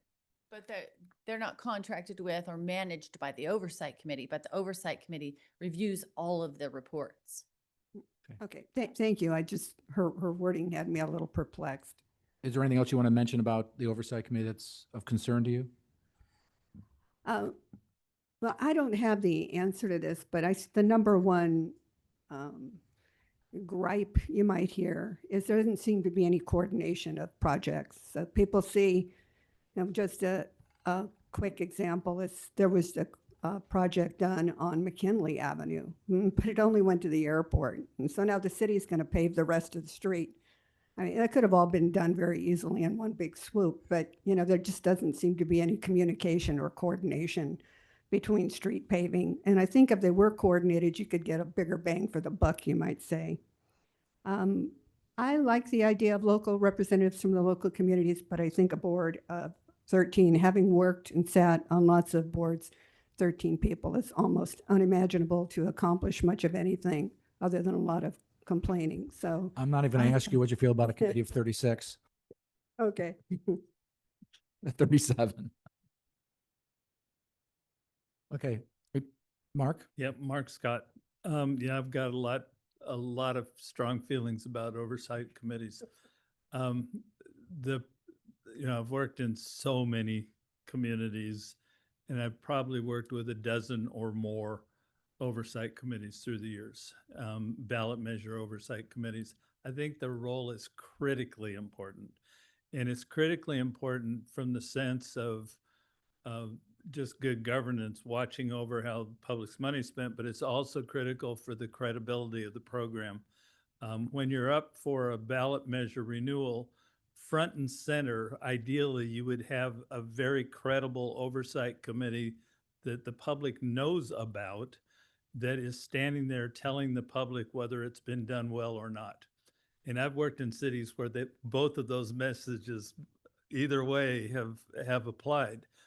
I like, even as a city manager, I like oversight committees that hold our feet to the fire. I think in order to be credible, they need to be not, I don't like, I'm really showing a bias. I really don't like processes where they're appointed one by each board of supervisors and one by every mayor, because the representatives end up having a feeling that they need to make their appointing person look good. The point of an oversight committee is not to make anybody look good unless they've earned looking good. And they should be looking not only to make sure that spending is done within the categories, which is important, but they should also be free to look at how the money's being spent just in general. I've found the best oversight committees are chaired by somebody extremely credible within the community. I love the idea of retired judges. 2 of mine have been retired judges that were very credible. They didn't mind holding people's feet to the fire. I don't know that I've ever worked with an oversight committee that was 16 people. I think I've worked with 7, maybe that kind of number. I think that works great. Geographic is great, but it's important to have the people who have talked about having some expertise. These need to be people who really can look at the spending that's being done and understand what it is. Probably some people from this committee would be great oversight committee members because of the expertise that we all have been getting. So that's my strong feeling. I think you really have to have something credible and people who can feel independent to speak their mind, even if it's going to make somebody look bad. Thanks, Mark. Bill? Bill Minger, representing Kerman. Great comments. I kind of agree with Mark on this last bit that, obviously someone needs to be qualified to represent the community, as well as have that, community connection. So maybe a lot of the community-based organizations can be a part, or at least a representative from, someone that's actually out with the people, the community, along that line. Now, I have a comment regarding the earlier discussion regarding, the valley rides, etc. I think a lot of the lack of participation happens because we don't continue to advertise such programs in a proper way, where these things are constantly in front of folks that actually need it. Social media, whatever the case is, radio. A lot of the smaller towns, older folks likes to listen to the radio still, that's what they're used to. They're not, they might not be on social media, they might not be watching TV, but they will definitely be listening to something. So I don't know what kind of advertisement budget these programs actually have, but it'll be a good part to make sure, corporations like Pepsi still need to advertise right now. We know, they know they sell billions of dollars of, pop. So I think that's the way it needs to be. Thank you. Thank you. Evelyn, go ahead. Evelyn Morales, similarly to what you all have shared, I think having a skills-based and geographically diverse citizens oversight committee would help ensure that no community is left behind, which is one of our core guiding principles, and also ensure that the committee has the necessary expertise to fulfill all of the deliverables that they have to meet.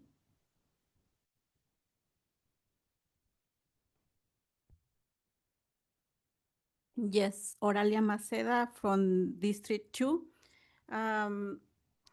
For me, the Oversight Committee need to be geographic representation, especially in the rural areas like Cantua, 5 Points, San Joaquin. And for me, the committee need to have power, not just recommendations. They need to have the power in the decisions. Thank you. Try to lower my temperature on the Citizens Oversight Committee. Yes, state your name for the record. And I would love to be out there on social media. Mic on? Yes. Okay.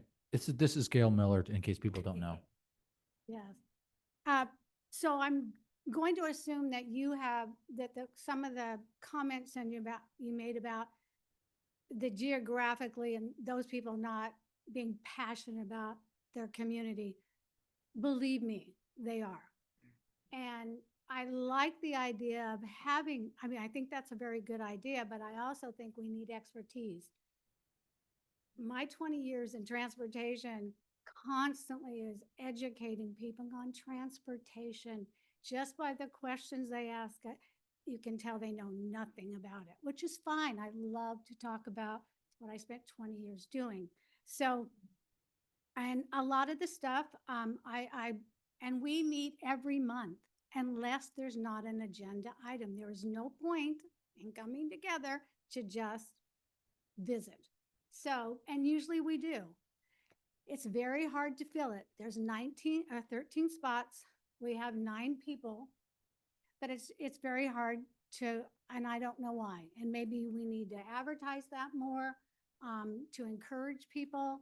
But the group that we have are very passionate and they scrutinize, and not saying that the process, you can't implement other things, but they do the independent audits. We scrutinize those. They give us their reports. We just reviewed what they're going to do for 2026. And then we will come back and when they finalize their reports and tell us, here's what we promised and here's what we did.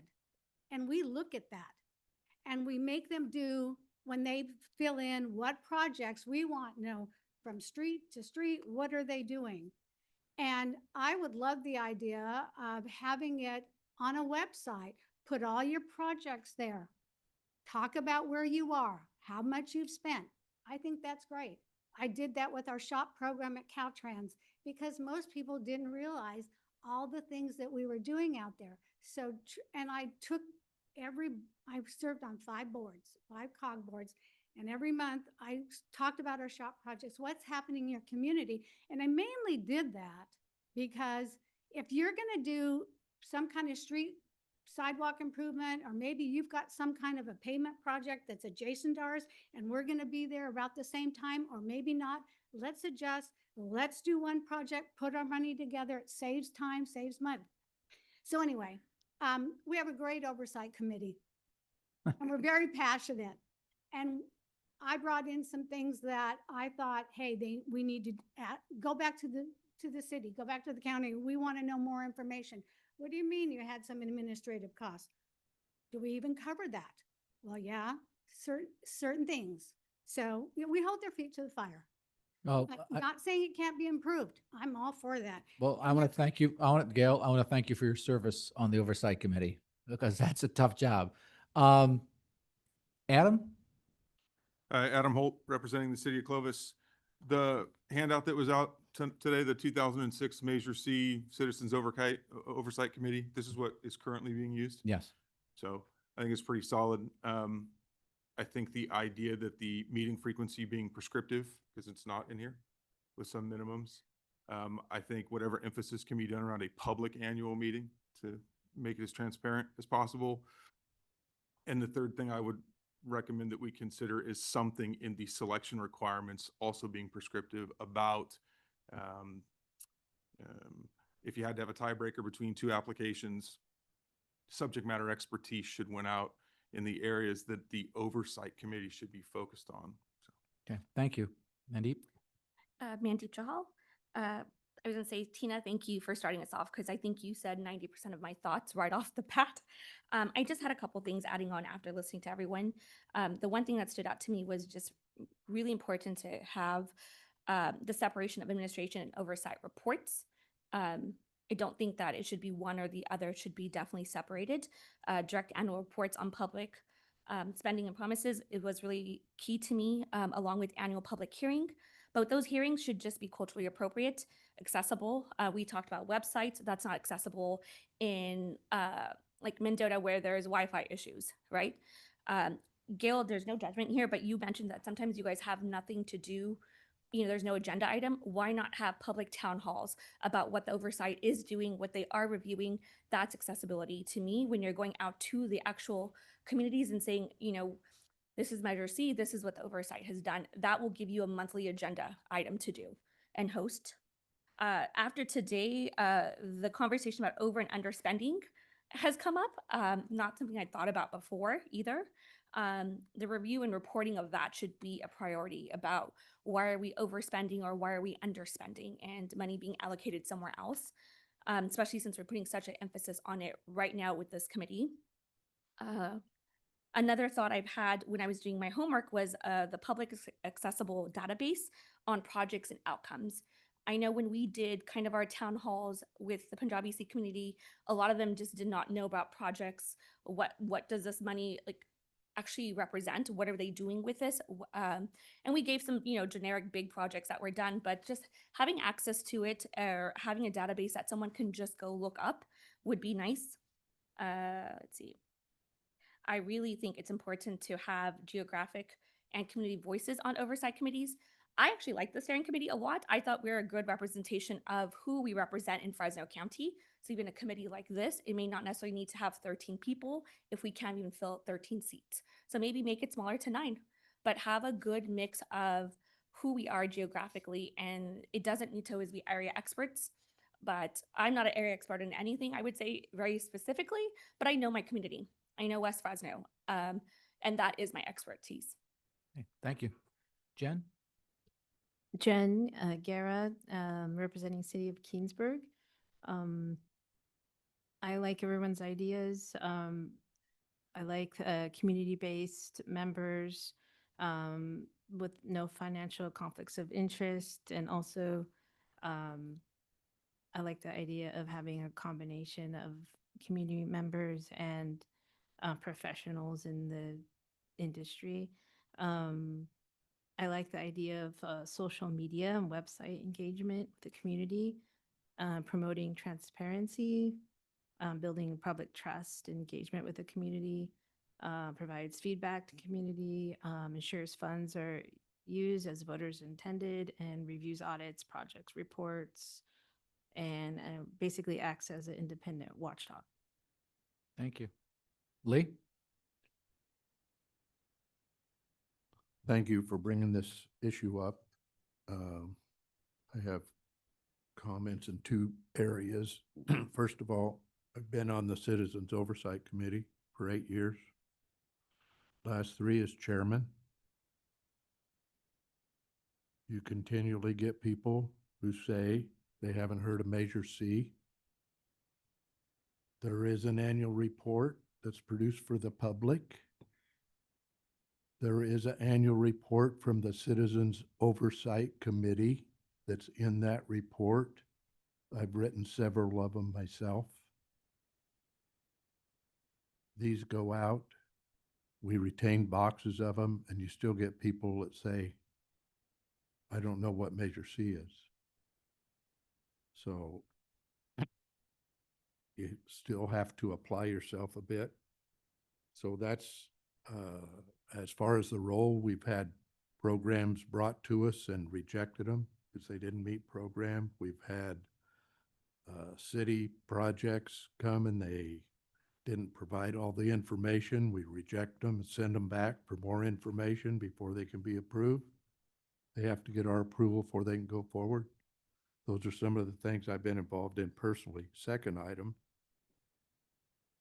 probably the only person in here that's set from me to Veronica with an individual from out of the area who's been involved in politics since 1960, came to this county to discuss Measure C and be against it.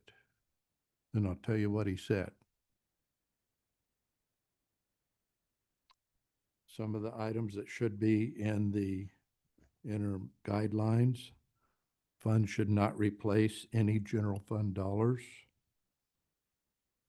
One of the things he says right off the bat to get people's attention, I don't support that measure because you can't vote for the people responsible for it and who approved it.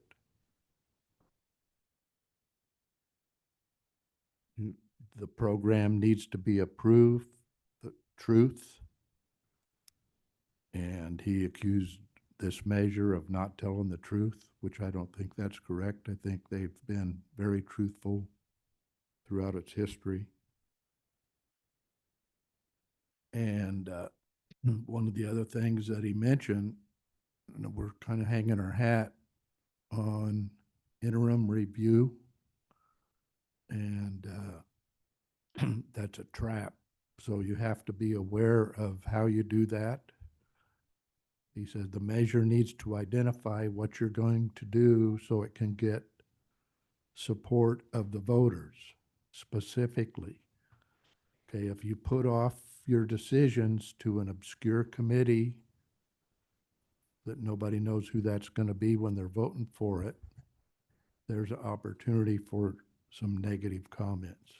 So he brought that up, and that was one of his talking points. From being involved in this process for many years, I would say on amendments, they need to be pretty rare and justified. Okay. And that's about all I have to say unless anybody has questions. No, I think at this point, I want to make sure that the rest of the folks here have a chance to say something. I know we're going a little over. If you would be patient so we can hear from Veronica and the rest of the folks here. And then we will open it up to public comment. If you can stay, that's great, but it will be on tape. It's going to be videotape. So if you have to leave, you can then review the end of this meeting and listen to the public comments that come in. But I want to make sure these last 3 folks here have a chance to say something. So Veronica, go ahead. I'm not gonna repeat what others have said, and I just have one quick question, if that's okay. Can someone explain to me why it's a requirement to be a U.S. citizen to sit on the oversight committee?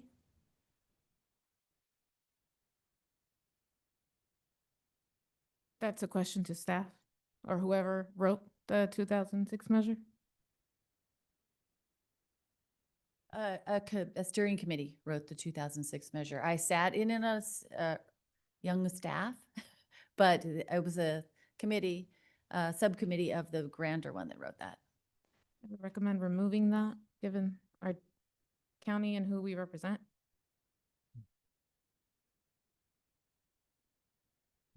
Me, myself, Pastor Joby Jones, I like the geographical balance. I've been in a lot of spaces where the majority speaks for the minority and the minority don't benefit from it.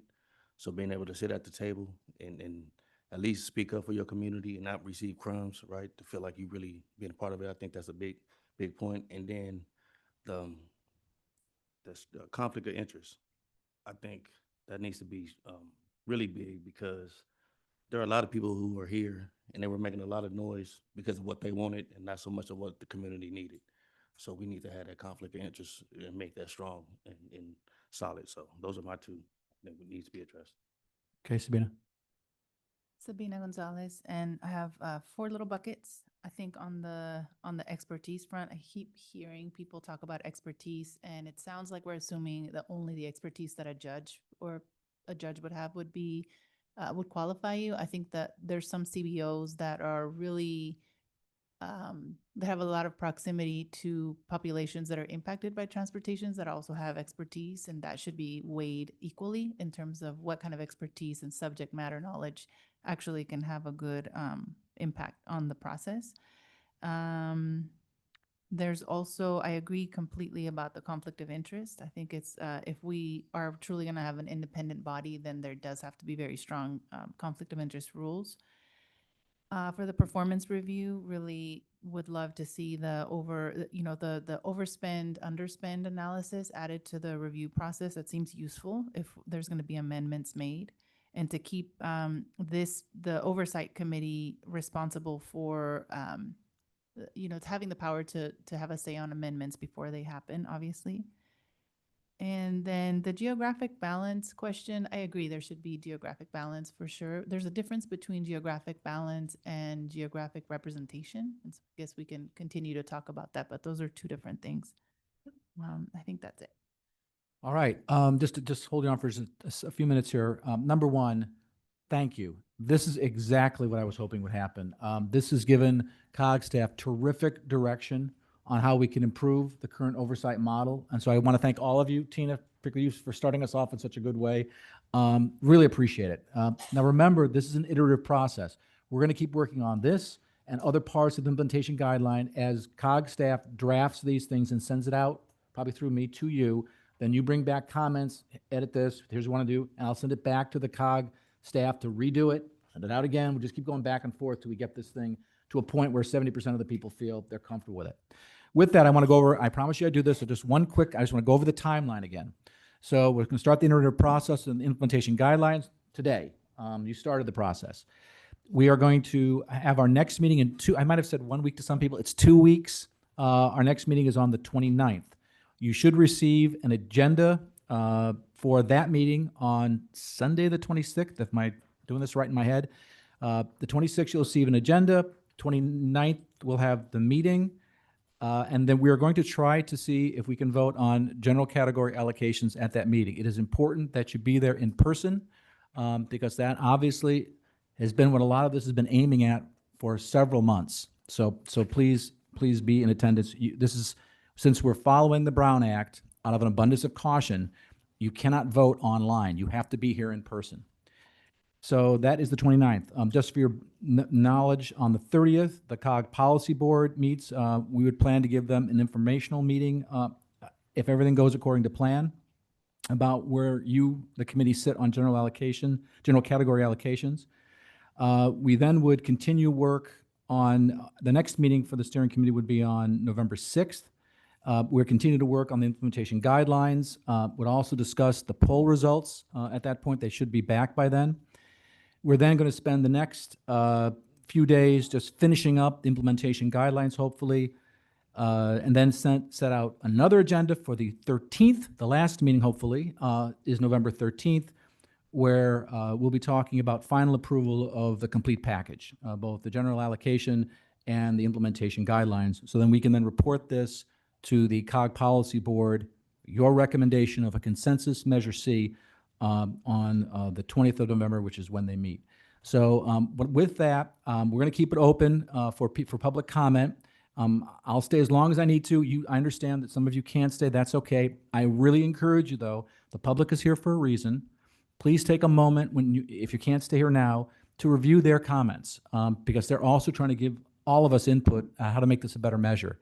So with that, we'll move it on to public comments. So anybody with public comments, if you could limit your comments to a couple of minutes, I would appreciate it. So whoever wants to, in the audience, wants to make public comments, please go to the lectern. If anyone wants to make public comments. Going once, going twice. We'll see you in 2 weeks. Thanks, everyone.